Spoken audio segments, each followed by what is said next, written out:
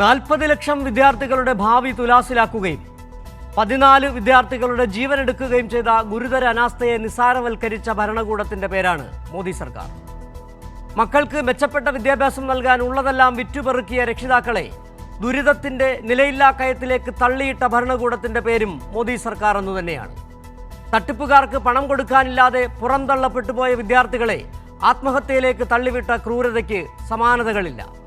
എല്ലാ ക്രമക്കേടുകൾക്കും കുടപിടിച്ച national testing agency എന്ന ദേശീയ സ്ഥാപനം തന്നെ ഇനി ആവശ്യമാണോ എന്ന ചോദ്യം രാജ്യമെമ്പാടും ഉയരുകയാണ്. വല്ലാത്ത കാലത്ത് ഇല്ലാത്ത ബിരുദം സ്വന്തമാക്കിയ രാജ്യം ഭരിക്കുന്ന പ്രധാനമന്ത്രിക്ക് അറിയണമെന്നില്ല ലക്ഷോപലക്ഷം വിദ്യാർത്ഥികളും അവരുടെ രക്ഷിതാക്കളും അനുഭവിക്കുന്ന നരകയാതന. ആരൊക്കെ ആത്മഹത്യ ചെയ്താലും എത്ര പ്രക്ഷോഭകാരികൾ മരിച്ചാലും ചർച്ചയ്ക്ക് പോലും തയ്യാറാകില്ലെന്ന കേന്ദ്ര സർക്കാർ നിലപാട് ജനങ്ങളോടുള്ള വെല്ലുവിളിയാണ്. നീറ്റ് ക്രമക്കേടിന്റെ ഉത്തരവാദിയായ മന്ത്രി ധർമ്മേന്ദ്ര പ്രധാന്റെ രാജി ആവശ്യപ്പെട്ട് ജന്തർ മന്ദറിൽ പ്രക്ഷോഭം ആരംഭിച്ച വിദ്യാർത്ഥികളെ തല്ലിയോടിച്ചത് 56 ഇഞ്ച് ധൈര്യമല്ല, ഭീരുത്വമാണ്. വാങ്ചൂക്കിലും അഭിജിത് ദീപ്കയിലും അടങ്ങുന്നതല്ല ജനരോഷം. രാജാവ് നഗ്നനാണെന്ന് ഉറക്കെ പറഞ്ഞുകൊണ്ട് അനേക ലക്ഷങ്ങൾ പ്രതിഷേധ രംഗത്ത് അണിനിരക്കുകയാണ്. കൂടുതൽ മുഷ്ടികൾ ഉയരുകയും പ്രക്ഷോഭം ആളിപ്പടരുകയും ചെയ്യുമ്പോൾ അടിതെറ്റുകയാണ് മോദി സർക്കാർ. ന്യൂസ് ആൻഡ് വ്യൂസ് ഈ വിഷയമാണ് ചർച്ച ചെയ്യുന്നത്. ചർച്ചയിൽ പങ്കെടുക്കുന്നത് SFI സംസ്ഥാന പ്രസിഡന്റ് M ശിവപ്രസാദ്, യുവമോർച്ച സംസ്ഥാന സെക്രട്ടറി S അഖിൽ, മുതിർന്ന മാധ്യമപ്രവർത്തകൻ ജോർജ് ജോസഫ് എന്നിവരാണ്. 3 പേർക്കും ചർച്ചയിലേക്ക് സ്വാഗതം. അഖിൽ, ഇന്ന് രാജ്യം കണ്ടത്, ദില്ലിയിൽ കണ്ടതൊരു നരനായാട്ടാണ്. പ്രവേശന പരീക്ഷാ ക്രമക്കേടുമായി ബന്ധപ്പെട്ട് രാജ്യത്ത് വലിയ തരത്തിലുള്ള പ്രക്ഷോഭങ്ങൾ ഉയർന്നു വരുന്നു. അതിൻ്റെ സമാധാനപരമായ ഒരു രീതിയാണ് ദില്ലിയിൽ ജന്തർ മന്ദറിൽ കണ്ടത്. ഇന്നെന്തിനു വേണ്ടിയാണ് ഈ യുവാക്കളെ, വിദ്യാർത്ഥികളെ തല്ലി ഓടിച്ചത്? ഏതെങ്കിലും തരത്തിലുള്ള പ്രകോപനം അവർ ഉണ്ടാക്കിയിരുന്നോ? അല്ലെ, സമരങ്ങളെ അക്രമാസക്തമാകുമ്പോൾ പോലീസ് ലാത്തിചാർജ് നടത്തുന്ന ആദ്യമായിട്ടാണ് അങ്ങ് ചാനലിലൂടെ ക്യാമറയിലൂടെയൊക്കെ കാണുന്നത്? അങ്ങ് ആദ്യമായിട്ട് കാണുന്നത് പോലെ, ആദ്യമായി ഒരു സമരത്തിൽ സംഘർഷമുണ്ടാകുന്നത് പോലെ, ആദ്യമായി ഒരു സമരത്തിൽ ലാത്തിചാർജ് ഉണ്ടാകുന്നത് പോലെ, ആദ്യമായി ഒരു സമരത്തിൽ, വിദ്യാർത്ഥി സമരത്തിൽ ജലപീരങ്കി പ്രയോഗിക്കുന്നത് പോലെ ആശ്ചര്യത്തോടു കൂടിയാണ് അങ്ങയുടെ ചോദ്യവും ഇൻട്രോയൊക്കെ എനിക്ക് തോന്നുന്നത്. ഞാൻ വിദ്യാർത്ഥി സംഘടനാ പ്രവർത്തനത്തിൽ നിന്നാണ് യുവജന പ്രസ്ഥാനത്തിലേക്ക് വരുന്നത്. ഞാൻ എൻ്റെ വിദ്യാർത്ഥി സംഘടനാ കാലഘട്ടത്തിലും യുവജന സംഘടനാ കാലഘട്ടത്തിലുമൊക്കെ കേരളത്തിൽ ഇടതുപക്ഷത്തിൻ്റെ പോലീസിൻ്റെയും അടി കൊണ്ടിട്ടുണ്ട്, കേരളത്തിലെ കോൺഗ്രസിൻ്റെയും പോലീസിൻ്റെ അടി ഞാൻ കൊണ്ടിട്ടുണ്ട്. അപ്പോൾ സ്വാഭാവികമായി അങ്ങ് പറയുന്ന ഈ ആശ്ചര്യമൊന്നും എനിക്ക് തോന്നുന്നില്ല. പക്ഷേ ഞാൻ ഒരു സമരത്തെയും വില കുറച്ച് കാണുന്നില്ല. ഇന്ന് നടന്ന ഈ സമരം, അവർ ഉയർത്തുന്ന മുദ്രാവാക്യം അവരെ സംബന്ധിച്ചിടത്തോളം ശരിയായിരിക്കും എന്ന ഒരു നിലപാട് എനിക്കുമുണ്ട്. പക്ഷേ ഞാൻ പറയുന്നത്, ഒരു രാജ്യത്തിൻ്റെ നഗരത്തെ അല്ലെങ്കിൽ ഒരു രാജ്യ തലസ്ഥാനത്തെ കലാപകലുഷിതമാക്കി ഒരു രാജ്യത്തെ മുഴുവൻ അസ്ഥിരപ്പെടുത്തി ഒരു പാർലമെൻറ്റ് സമ്മേളനം നടക്കാൻ പോകുന്ന ഒരു സമയത്തു തന്നെ ഇത്തരത്തിലുള്ള ഒരു പ്രക്ഷോഭത്തിന് നേതൃത്വം നൽകിയ ഏതെങ്കിലും ഒരു രജിസ്റ്റേർഡ് അല്ലാത്ത, അല്ലെങ്കിൽ ഒരു സംസ്ഥാന ഘടകങ്ങളില്ലാത്ത, ജില്ലാ ഘടകങ്ങളില്ലാത്ത, യൂണിറ്റ് കമ്മിറ്റികളില്ലാത്ത ഒരു കൂട്ടം വിദ്യാർത്ഥികളെ കൊണ്ട് മാത്രം സാധ്യമാകുന്നു എന്നത് ഈ നാട്ടിൽ എല്ലാ ജനാധിപത്യ വിശ്വാസികളും ജനാധിപത്യത്തിൽ അല്ലെങ്കിൽ വിദ്യാഭ്യാസം സംരക്ഷിക്കപ്പെടണമെന്ന് ആഗ്രഹിക്കുന്ന മുഴുവൻ ആൾക്കാരും ചിന്തിക്കണം എന്നത് തന്നെയാണ് എൻ്റെ നിലപാട്. കാരണം ഈ സമരത്തിന് നേതൃത്വം നൽകുന്നത് എല്ലാ കാലത്തും വിദ്യാർത്ഥികളെ മുന്നിൽ നിർത്തി ഒരു രാജ്യത്ത് കലാപം സൃഷ്ടിച്ചിട്ടുള്ള ചില രാഷ്ട്രീയ പാർട്ടികളും ചില തീവ്രവാദ സംഘടനകളും ചില തീവ്രവാദ ഗ്രൂപ്പുകളുമൊക്കെ ഇതിന് പിന്നിലുണ്ട് എന്നുള്ളത് ഈ സമരത്തിൻ്റെ ഒരു തുടക്കം മുതൽ നമുക്ക് കണ്ടാൽ മനസ്സിലാവും. ഞാൻ പറയുന്നത്, അങ്ങ് 54 ഇഞ്ചിൻ്റെ അളവ് കൊണ്ടാണോ ഈ സമരത്തെ നേരിടുന്നതെന്ന് ചോദിച്ചു. അങ്ങ് 10 വർഷക്കാലം മുമ്പ് അല്ലെങ്കിൽ 12 വർഷത്തിന് മുമ്പാണല്ലോ, 12 വർഷ ശേഷമാണ് രാജ്യത്ത് നരേന്ദ്രമോദിയുടെ BJPയുടെ ദേശീയ ജനാധിപത്യ സഖ്യത്തിൻ്റെ സർക്കാർ അധികാരത്തിലുള്ളത്. അതിനു മുമ്പ് ഈ രാജ്യത്തൊരു സർക്കാർ ഉണ്ടായിരുന്നു. ആ രാജ്യത്ത് സർക്കാരുകൾ നടപ്പിലാക്കിയ കാര്യങ്ങൾ അങ്ങ് മറന്നുപോയത് കൊണ്ടാണോ, അങ്ങയുടെ ബോധത്തിൽ അതില്ലാത്തത് കൊണ്ടാണോ ഓർമ്മിക്കാത്തതെന്ന് എനിക്ക് അല്ല, മറന്നുപോയതിനെ കുറിച്ചല്ല പറഞ്ഞു. ഇവിടെ അഖിൽ ഉപയോഗിച്ച ചില പദങ്ങളുണ്ട്, അവർ ഉയർത്തുന്ന ചില മുദ്രാവാക്യങ്ങൾ, അവരുടെ പ്രശ്നം എന്ന് പറഞ്ഞ് എത്ര ലാഘവത്തോടു കൂടിയാണ് അഖിൽ പറഞ്ഞൊഴിഞ്ഞത്. ഈ സംഭവം ഉണ്ടായി, അതായത് എങ്ങനെയാണ് ഈ സമരം എത്തിച്ചേർന്നത്, എങ്ങനെയാണ് പ്രക്ഷോഭത്തിലേക്ക്, അഖിൽ ഞാൻ പറയട്ടെ, എങ്ങനെയാണ് ഈ സമരം ഇന്ന്, അല്ല അഖിൽ ഞാനൊന്ന് പറഞ്ഞോളട്ടെ, എങ്ങനെയാണ് ഈ സമരം ഇത്ര യുവാക്കൾ, ഇത്ര വിദ്യാർത്ഥികളോട് എത്തിച്ചേർന്നത്? ഇന്ന് പാർലമെന്റിന്റെ സമ്മേളനം ആരംഭിക്കും, നമുക്കറിയാം. ഇത്ര ദിവസമായിട്ടും ഒരു ചർച്ചയ്ക്ക് പോലും തയ്യാറാകാത്ത നിങ്ങളുടെ സർക്കാർ, നിങ്ങളുടെ ആവശ്യം എന്തായിരുന്നു? ഈ സമരം ചെയ്യുന്നവരുടെ ആവശ്യം എത്ര സമാധാനപരമായിട്ടാണ് നിങ്ങൾ അതിനെ എന്താണ് വ്യാഖ്യാനിച്ചത്? തീവ്രവാദികൾ നുഴഞ്ഞു കയറി 14 വിദ്യാർത്ഥികൾ ആത്മഹത്യ ചെയ്തു. രാത്രി ഉറക്കമൊളിഞ്ഞിരുന്ന് പഠിച്ച പാവങ്ങളായ 14 വിദ്യാർത്ഥികൾ അവരുടെ ഭാവിയെ തുലാസിലാക്കുന്നു. പരീക്ഷകൾ, വീണ്ടും പരീക്ഷകൾ, പുനഃപരീക്ഷകൾ. വല്ലാത്ത മാനസിക സംഘർഷത്തിൽപ്പെട്ട 14 വിദ്യാർത്ഥികളുടെ ജീവൻ, 40 ലക്ഷം വിദ്യാർത്ഥികളുടെ പഠനാന്തരീക്ഷം, അവരുടെ ഭാവി തുലാസിലാക്കുന്നതിനെ വളരെ ലാഘവത്തോടുകൂടിയല്ലേ അഖിലിൻ്റെ പാർട്ടിയും അഖിൽ ഉൾപ്പെടെയുള്ളവർ അതിനെ കാണുന്നത്? രാജ്യത്തിനൊരു ആരോഗ്യവകുപ്പ് മന്ത്രിയുണ്ട്. അദ്ദേഹത്തിൻ്റെ പേര് ജയപ്രകാശ് നഡ്ഡ എന്നതാണ്. ആ ആരോഗ്യമന്ത്രി ഈ പറയുന്ന ഈ CJPയുടെയോ അല്ലെങ്കിൽ ഈ പറയുന്ന നടത്തുന്ന സമര നേതാക്കളുടെ സംഘടനകളുമായി ചർച്ച നടത്തിയ കാര്യം അങ്ങക്ക് ഡൽഹിയിൽ റിപ്പോർട്ടർ ഉണ്ട് എങ്കിൽ ഒന്ന് വിളിച്ചു ചോദിച്ചാൽ അങ്ങക്ക് മനസ്സിലാകാൻ സാധിക്കും. CJPയുടെ നേതാക്കളുമായി കേന്ദ്ര ആരോഗ്യമന്ത്രി ഈ ചർച്ച നടത്തിയിട്ടുണ്ട്. ആ ചർച്ചയിൽ പങ്കെടുത്തിട്ടുണ്ട്. ആ ചർച്ച പക്ഷെ പരാജയപ്പെട്ടു പോയി. ഈ നാട്ടിൽ നടക്കുന്ന സമരങ്ങൾ ആദ്യഘട്ടത്തിലെ തന്നെ സർക്കാർ വിളിക്കുന്ന സമരവുമായൊന്നും സമരസപ്പെട്ടു പോകില്ല എന്ന നല്ല ബോധ്യം എനിക്കുണ്ട്. ഞാൻ ഈ കാലഘട്ടത്തിൽ പലതവണ ഞാൻ സർക്കാർ സംവിധാനങ്ങളുമായി ചർച്ചയ്ക്ക് പോയിട്ടുള്ള ആളാണ്. പക്ഷേ എല്ലാ ആവശ്യങ്ങളും മുന്നോട്ട് വെച്ച് ഒരു ചർച്ച അവസാനിച്ച് പോകില്ല എന്നത് എനിക്കും അങ്ങയ്ക്കും അറിയാം. പക്ഷേ ചർച്ച നടന്നില്ല, ചർച്ചയ്ക്കാരും വിളിച്ചില്ല, ചർച്ചയൊന്നും നടന്നിട്ടില്ല എന്ന് അങ്ങ് പറഞ്ഞാൽ അത് പാവപ്പെട്ട കേരളീയ പ്രേക്ഷകരെ തെറ്റിദ്ധരിപ്പിക്കുന്നതായിരിക്കും. ശിവപ്രസാദ് ഉണ്ട്. ഈ ചർച്ചയുമായി ബന്ധപ്പെട്ട് നമുക്കറിയാം, നദ്ദയെ കണ്ടിരുന്നു, ചില ആവശ്യങ്ങൾ മുന്നോട്ട് വെച്ചു, അതിന്റെ കാര്യങ്ങളിലേക്ക് മടങ്ങി വരും. അതായത് ഇവിടെ ഉയർന്ന പ്രധാന പ്രശ്നം എന്താണ്? അഖിലിന് മറുപടി പറയാൻ ശിവപ്രസാദ്, ഇപ്പോൾ അഖിൽ പറഞ്ഞത് ഈ ഒരു സമരമുണ്ട്, ആ സമരം അതിൻ്റെ സ്വാഭാവികമായി രൂപപ്പെട്ടു വരുന്ന ചില രീതികളുണ്ട്, അങ്ങനെ രൂപപ്പെട്ടു വന്നാണ് ഇന്നത്തെ ചർച്ച. ഈ സമരം തുടങ്ങി എന്നാണെന്ന് നമുക്കറിയാം. വാങ്ചൂക്കിൻ്റെ നിരാഹാര സമരം എത്ര ദിവസമായി എന്ന് നമുക്കറിയാം. എങ്ങനെയാണ് അദ്ദേഹത്തിനെ പിടിച്ചുകൊണ്ട് പോയെന്നറിയാം. ഒടുവിൽ ഇടതുപക്ഷ വിദ്യാർത്ഥി സംഘടന അടക്കം നിരാഹാര സമരത്തിലേക്ക് എത്തിയ സാഹചര്യം കൂടി അറിയാം. അപ്പോഴും പറയുകയാണ് സമരത്തിൻ്റെ സ്വാഭാവികമായ രീതികളുണ്ടെന്ന്. എങ്ങനെയാണ് ഈ പറയുന്ന ചർച്ച, നദ്ദ നടത്തിയ ചർച്ച ഫലപ്രദമായിരുന്നു? അത് ചർച്ചയാണോ നടന്നത്?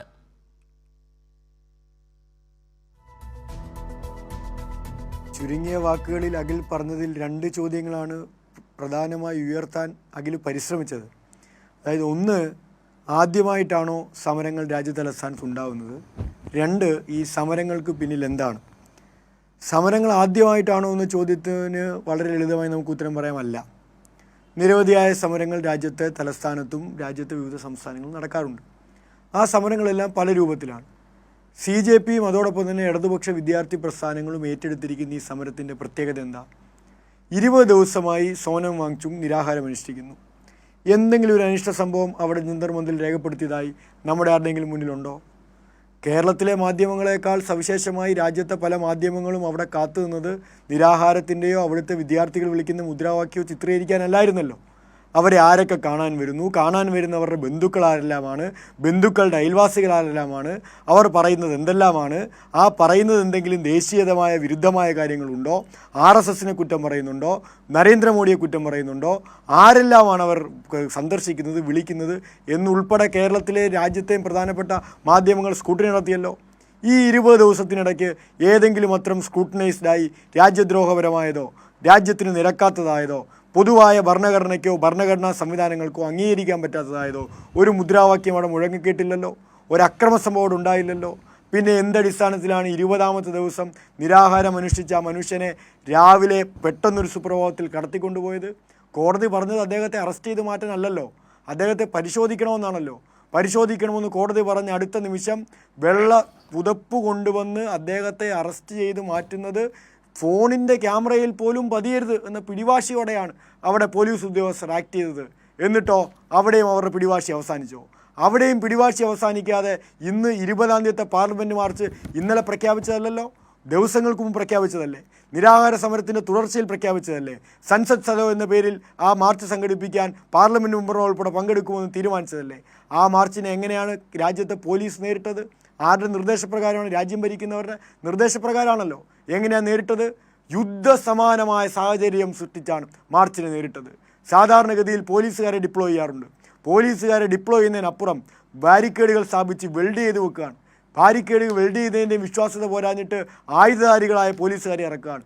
ബാഡ്ജില്ലാത്ത പോലീസുകാർ, ചിത്രങ്ങൾ പുറത്തേക്ക് വന്നല്ലോ, ബാഡ്ജ് ഊരി മാറ്റിയ CRPFൻ്റെ പോലീസുകാർ തോക്കുമായി അവിടെ ഡിപ്ലോയ് ചെയ്യപ്പെടുകയാണ്. ആർക്കാണ് ആ പോലീസുകാരുടെ നിയന്ത്രണം ഉണ്ടായിരുന്നത്? ആ നിയന്ത്രണം പോലും നഷ്ടപ്പെട്ട പോലീസുകാർ മൃഗീയമായി സമരത്തിന് വരുന്നവരെ ആദ്യം തരാൻ ശ്രമിച്ചു. ഡൽഹി മെട്രോ സ്റ്റേഷനുകളിൽ പൂട്ടിയിട്ട ദൃശ്യം നാം കണ്ടില്ലേ? പൂട്ടിയിട്ട മെട്രോ സ്റ്റേഷനുകളിൽ ചാടി വിദ്യാർത്ഥികൾ പുറത്തേക്ക് വരേണ്ടി വന്നില്ലേ? എയർപോർട്ടുകളിൽ, മെട്രോ സ്റ്റേഷനുകളിൽ, റെയിൽവേ സ്റ്റേഷനുകളിൽ, ബസ് സ്റ്റാൻഡുകളിൽ, ബസ് സ്റ്റോപ്പുകളിൽ, നഗരമധ്യത്തിൽ എല്ലായിടത്തും വിദ്യാർത്ഥികളെ തടഞ്ഞു വെക്കാൻ പരിശ്രമം ഉണ്ടായി. അതിനെ എല്ലാം അതിജീവിച്ച് വിദ്യാർത്ഥികൾ സമരകേന്ദ്രത്തിലേക്ക് എത്തി. അവർ മാർച്ച് നടത്തി. ഈ ആയുധധാരികളായ പോലീസുകാരെ, അവരെ അടിച്ചമർത്താൻ നിന്ന പോലീസുകാരെ, അവരെ നിയന്ത്രിക്കാൻ ഉപയോഗിച്ച ഇൻ്റർനെറ്റ് ജാമറും ടെലിഫോൺ ജാമറും ഉൾപ്പെടെയുള്ള എല്ലാ ഭരണകൂട സംവിധാനങ്ങളെ അതിജീവിച്ച് പാർലമെൻറ്റിൻ്റെ ഗേറ്റ് വരെ അവർ പോയത് രാജ്യത്ത് അതിശക്തമായി നിലനിൽക്കുന്ന വിദ്യാർത്ഥികളുടെയും ചെറുപ്പക്കാരുടെയും പ്രതിഷേധത്തിൻ്റെ പ്രതിഫലനമാണെന്ന് കണ്ണുണ്ടെങ്കിൽ, മനസ്സുണ്ടെങ്കിൽ, ഹൃദയമുണ്ടെങ്കിൽ മനസ്സിലാക്കാൻ രാജ്യത്തെ ഭരണാധികാരികൾ തയ്യാറാവണം. അപ്പോൾ ആരുടെ സമരമാണ് എന്നതിന് ഉത്തരം അതിൽ നിന്ന് കിട്ടും. ഇനി സമരത്തിന് പിന്നിലാരെന്നാണ് ചോദ്യം. അതാണ് വളരെ പ്രസക്തമായ ചോദ്യം. നിങ്ങൾ മനസ്സിലാക്കേണ്ടത്, ഈ സമരത്തിന് പിന്നിൽ നീറ്റ് പരീക്ഷ എഴുതിയ 22 ലക്ഷം വിദ്യാർത്ഥികളുടെ മനസ്സും അവരുടെ കുടുംബവും രക്ഷിതാക്കളും ഞങ്ങളുടെ കൂടെയുണ്ട്. 17 ലക്ഷം CBSE പരീക്ഷ എഴുതി പരീക്ഷാഫലം അട്ടിമറിക്കപ്പെട്ട CBSE പരീക്ഷ എഴുതിയ വിദ്യാർത്ഥികൾ ഞങ്ങളുടെ കൂടെയുണ്ട്. NIFTയുടെ പരീക്ഷ എഴുതിയ 1.5 ലക്ഷം വിദ്യാർത്ഥികൾ, അവരുടെ മനസ്സ് ഞങ്ങളുടെ ഈ സമരത്തിൻ്റെ കൂടെയുണ്ട്. ഏതാണ്ട് ലക്ഷക്കണക്കിന് വിദ്യാർത്ഥികൾ എഴുതിയ CUT പരീക്ഷ പല കേന്ദ്രങ്ങളും അട്ടിമറിക്കപ്പെട്ടു. അവരുടെ വിദ്യാർത്ഥികൾ, അവരുടെ മനസ്സ് ഞങ്ങളുടെ കൂടെയുണ്ട്. നെറ്റ് പരീക്ഷയുടെ സോഷ്യോളജി പരീക്ഷ ഉൾപ്പെടെ അട്ടിമറിക്കപ്പെട്ടു. ആ പരീക്ഷ എഴുതിയ വിദ്യാർത്ഥികളുടെ മനസ്സ് ഞങ്ങളുടെ കൂടെയുണ്ട്. ലക്ഷക്കണക്കിന് വരുന്ന വിദ്യാർത്ഥികളുടെ മനസ്സ്, അവരുടെ സാന്നിധ്യം, അവരുടെ കുടുംബത്തിൻ്റെ സാന്നിധ്യം, അവരുടെ പിന്തുണ, അതാണ് ഈ സമരത്തിന് പിന്നിൽ. നിങ്ങൾ എന്താ ആരോപിക്കാൻ ശ്രമിക്കുന്നത്? രാജ്യദ്രോഹികളുടെ സമരം. ഞങ്ങളുടെയാണ് സാർ ഇന്ത്യ, നിങ്ങളുടെ ഇന്ത്യയാണെന്ന്, നിങ്ങളുടെ ഇന്ത്യയാണെന്നും നിങ്ങളുടെ തറവാട്ട് സ്വത്താണെന്നും നിങ്ങൾ സ്ഥാപിക്കാൻ ശ്രമിക്കുന്നുണ്ടല്ലോ ഇന്ത്യയെപ്പറ്റി. ഞങ്ങളുടെ ഇന്ത്യയാണിത്. ഈ രാജ്യത്തെ വിദ്യാർത്ഥികളുടെ ഭാവിയാണ് നാളെ ഇന്ത്യയുടെ ഭാവി. ആ ഭാവി വെച്ചാണ് നിങ്ങൾ ഈ രാജ്യത്ത് പന്താടുന്നത്. ആ ഭാവി വെച്ച് പന്താടുന്നതിനെതിരെയാണ് ഈ സമരം പൊട്ടിപ്പുറപ്പെട്ടു വന്നത്. ആ പൊട്ടിപ്പുറപ്പെട്ടു വന്ന സമരത്തെ രാജ്യദ്രോഹികളെന്ന് മുദ്രകുത്തിയാൽ, രാജ്യത്തിന് വിരുദ്ധമായ മുദ്രാവാക്യമാണെന്ന് പ്രചരിപ്പിച്ചാൽ, ആക്ഷേപം ചൊരിഞ്ഞാൽ ഈ സമരം ഇല്ലാതാവും നിങ്ങൾ എങ്ങനെയാണ് തെറ്റിദ്ധരിക്കുന്നത്? അങ്ങനെ ഇല്ലാതാകുമായിരുന്നെങ്കിൽ ഇത്രയും വലിയ അഭൂതപൂർവമായ പിന്തുണ രാജ്യത്ത് ലഭിക്കും. നിങ്ങൾക്ക് കണ്ണുണ്ടെങ്കിൽ നിങ്ങൾ സോഷ്യൽ മീഡിയ പ്ലാറ്റ്ഫോം എടുക്കും. നിങ്ങളെ എല്ലാ കാലത്തും അധികാരത്തിലേറ്റുന്നതിന് പ്രധാനപ്പെട്ട ഒരു പങ്ക് വഹിച്ചത് രാജ്യത്തെ സോഷ്യൽ മീഡിയ പ്രവർത്തനമായിരുന്നല്ലോ, PR വർക്കായിരുന്നല്ലോ. ആ സോഷ്യൽ മീഡിയയിൽ നിഷ്കളങ്കരും നിഷ്പക്ഷരുമായ വിദ്യാർത്ഥികൾ, ചെറുപ്പക്കാർ പ്രതികരിക്കുന്നത് നിങ്ങൾ കാണുന്നില്ലേ? നിങ്ങളുടെ മനസ്സിലേക്ക് എന്താ വരുന്നത്? നിങ്ങളിതൊന്നും നടക്കുന്നില്ല എന്നാണ് പ്രതീക്ഷിക്കുന്നത്. ജന്തർ മന്ദിറിലേക്ക് ചുരുക്കം ചില ആളുകൾക്ക് എത്തിപ്പെടാൻ കഴിഞ്ഞിട്ടുള്ളൂ കേട്ടോ.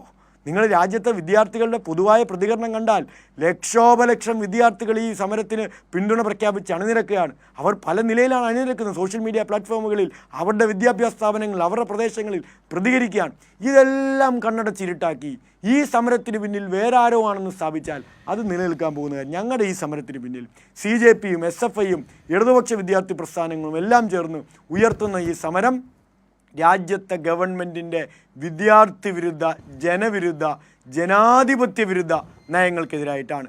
രാജ്യത്തെ വിദ്യാഭ്യാസ മേഖല അട്ടിമറിച്ചതിനെതിരായിട്ടാണ്. ലക്ഷോപലക്ഷം വിദ്യാർത്ഥികൾ എഴുതിയ മത്സര പരീക്ഷകൾ അട്ടിമറിച്ചതിനെതിരായിട്ടാണ്. ABVPക്കാർ ഈ മത്സര പരീക്ഷകൾ അട്ടിമറിച്ചതിനോട് അനുകൂലമായ നിലപാടാണോ? നിങ്ങൾ വ്യക്തമാക്കിക്കോ. അങ്ങനെയാണെങ്കിൽ ഈ മത്സര പരീക്ഷകൾ അട്ടിമറിച്ചതിൻ്റെ പിന്നിലാരെന്ന് കണ്ടുപിടിക്കുന്ന ഒറ്റക്കാര്യം നിങ്ങൾ ചോദിച്ചാൽ, നിങ്ങൾ ഈ സമരത്തിന് പിന്നിലാര് എന്ന് ചോദിക്കാൻ ആർജവം കാണിക്കുന്ന ഈ ശബ്ദത്തിൻ്റെ ഘനഗാംഭീര്യത്തിൽ നേരെ രാജ്യം ഭരിക്കുന്ന ഭരണാധികാരി, നിങ്ങൾക്ക് വളരെ വേണ്ടപ്പെട്ടവരാണല്ലോ, രാജ്യത്തിൻ്റെ വിദ്യാഭ്യാസ മന്ത്രിയെയും പ്രധാനമന്ത്രിയെയും കണ്ട് ചോദിക്കണം, നീറ്റ് പരീക്ഷയുടെ ചോദ്യപേപ്പർ ചോർത്തിക്കൊടുത്തത് ആരാണ്? ആ പരീക്ഷ ചോദ്യപേപ്പർ ചോർന്ന് മാസങ്ങൾ രാജ്യത്ത് പിന്നിടുമ്പോൾ അതിൻ്റെ ഉത്തരവാദിയെ കണ്ടെത്താൻ നിങ്ങൾക്കായോ? നിങ്ങൾ സമരത്തിൻ്റെ ഉത്തരവാദികളെ തേടിയിറങ്ങാണല്ലോ. നിങ്ങൾ സമരത്തിൻ്റെ പിന്നിൽ ആരെന്ന് തപ്പാൻ വേണ്ടി രാജ്യത്ത് നടക്കുകയാണല്ലോ. ആ നീറ്റ് ചോദ്യപേപ്പർ ചോർത്തി ആരാണ് നിങ്ങൾക്ക് പുറത്തു കൊണ്ടുവരാൻ കഴിഞ്ഞോ? CBI ഇല്ലേ? എൻഫോഴ്സ്മെൻ്റ് ഇല്ലേ? എൻഫോഴ്സ്മെൻ്റ് ആണല്ലോ നിങ്ങൾ എല്ലാവരും പിടിക്കാൻ വേണ്ടി ഉപയോഗിക്കുന്നത്. NIA ഉണ്ടല്ലോ, രാജ്യദ്രോഹികളായി ചാപ്പ് കുത്താൻ വേണ്ടി നിങ്ങൾ വളരെ സവിസ്തരം ഉപയോഗിക്കുന്ന NIA നിങ്ങളുടെ കയ്യിലുണ്ട്, CBI ഉണ്ട്, ഡൽഹി പോലീസുണ്ട്, കസ്റ്റംസ് ഉണ്ട്, ED ഉണ്ട്. നിങ്ങളുടെ കയ്യിൽ എല്ലാ അന്വേഷണ സംവിധാനങ്ങളും ഉണ്ട്. ആ അന്വേഷണ സംവിധാനങ്ങൾ ഏതെങ്കിലും വെച്ച് ചോദ്യപേപ്പർ ചോർത്തിയ മഹാനുഭാവനെ കണ്ടുപിടിക്കാൻ കഴിഞ്ഞോ? NDAയുടെ പ്രധാനപ്പെട്ട ഉദ്യോഗസ്ഥരിന് ഉത്തരവാദികളാണ്.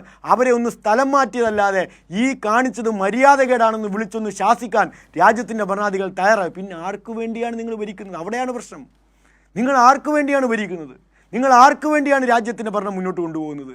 ഈ അഴിമതി കാണിച്ച, ഈ കൊടിയ പീഡനം രാജ്യത്തെ വിദ്യാർത്ഥികളോട് കാണിച്ച, ഭരണവർഗത്തിൻ്റെ പിന്തുണയോട് നടന്ന ഈ ചോദ്യപേപ്പർ ചോർച്ചയുടെ ഉത്തരവാദികളെ കണ്ടെത്താൻ ഒരിടപെടലും നടത്താതെ കല്ലിന് കാറ്റ് പിടിച്ചതുപോലെ ഇരിക്കുന്ന കേന്ദ്ര ഭരണാധികാരികൾക്കെതിരെ അണപൊട്ടി ഒഴുകുന്ന പ്രതിഷേധമാണ് ഈ സമരമെന്ന് നിങ്ങൾക്ക് ബോധ്യപ്പെടാത്തത്.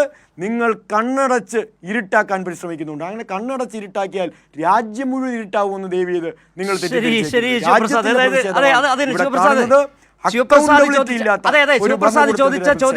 ശിവപ്രസാദ് ചോദിച്ച ചോദ്യങ്ങൾക്ക് കൃത്യമായും അഖിൽ മറുപടി കരുതിയിട്ടുണ്ട്. എന്നാൽ അഖിലിലേക്ക് മടങ്ങി വരാം. ജോർജ് ജോസഫ്, ഇവിടെ ഈ ചർച്ചയുടെ തുടക്കത്തിൽ തന്നെ അഖിൽ വളരെ കൃത്യമായി തന്നെ കൊണ്ടുവന്നൊരു പോയിന്റ് ഉണ്ട്. ഈ സമരത്തിനിടയാക്കിയ സംഭവങ്ങളെക്കുറിച്ച് അഖിൽ സംസാരിക്കുക വളരെ ബോധപൂർവം തന്നെയാണ്. സമരം ഉണ്ടാക്കുന്നത് ആരാണ്, അതിലാരാണ് നുഴഞ്ഞു കയറുന്നത്, അതിന് കൃത്യമായി ശിവപ്രസാദ് മറുപടി പറയുകയും ചെയ്തു.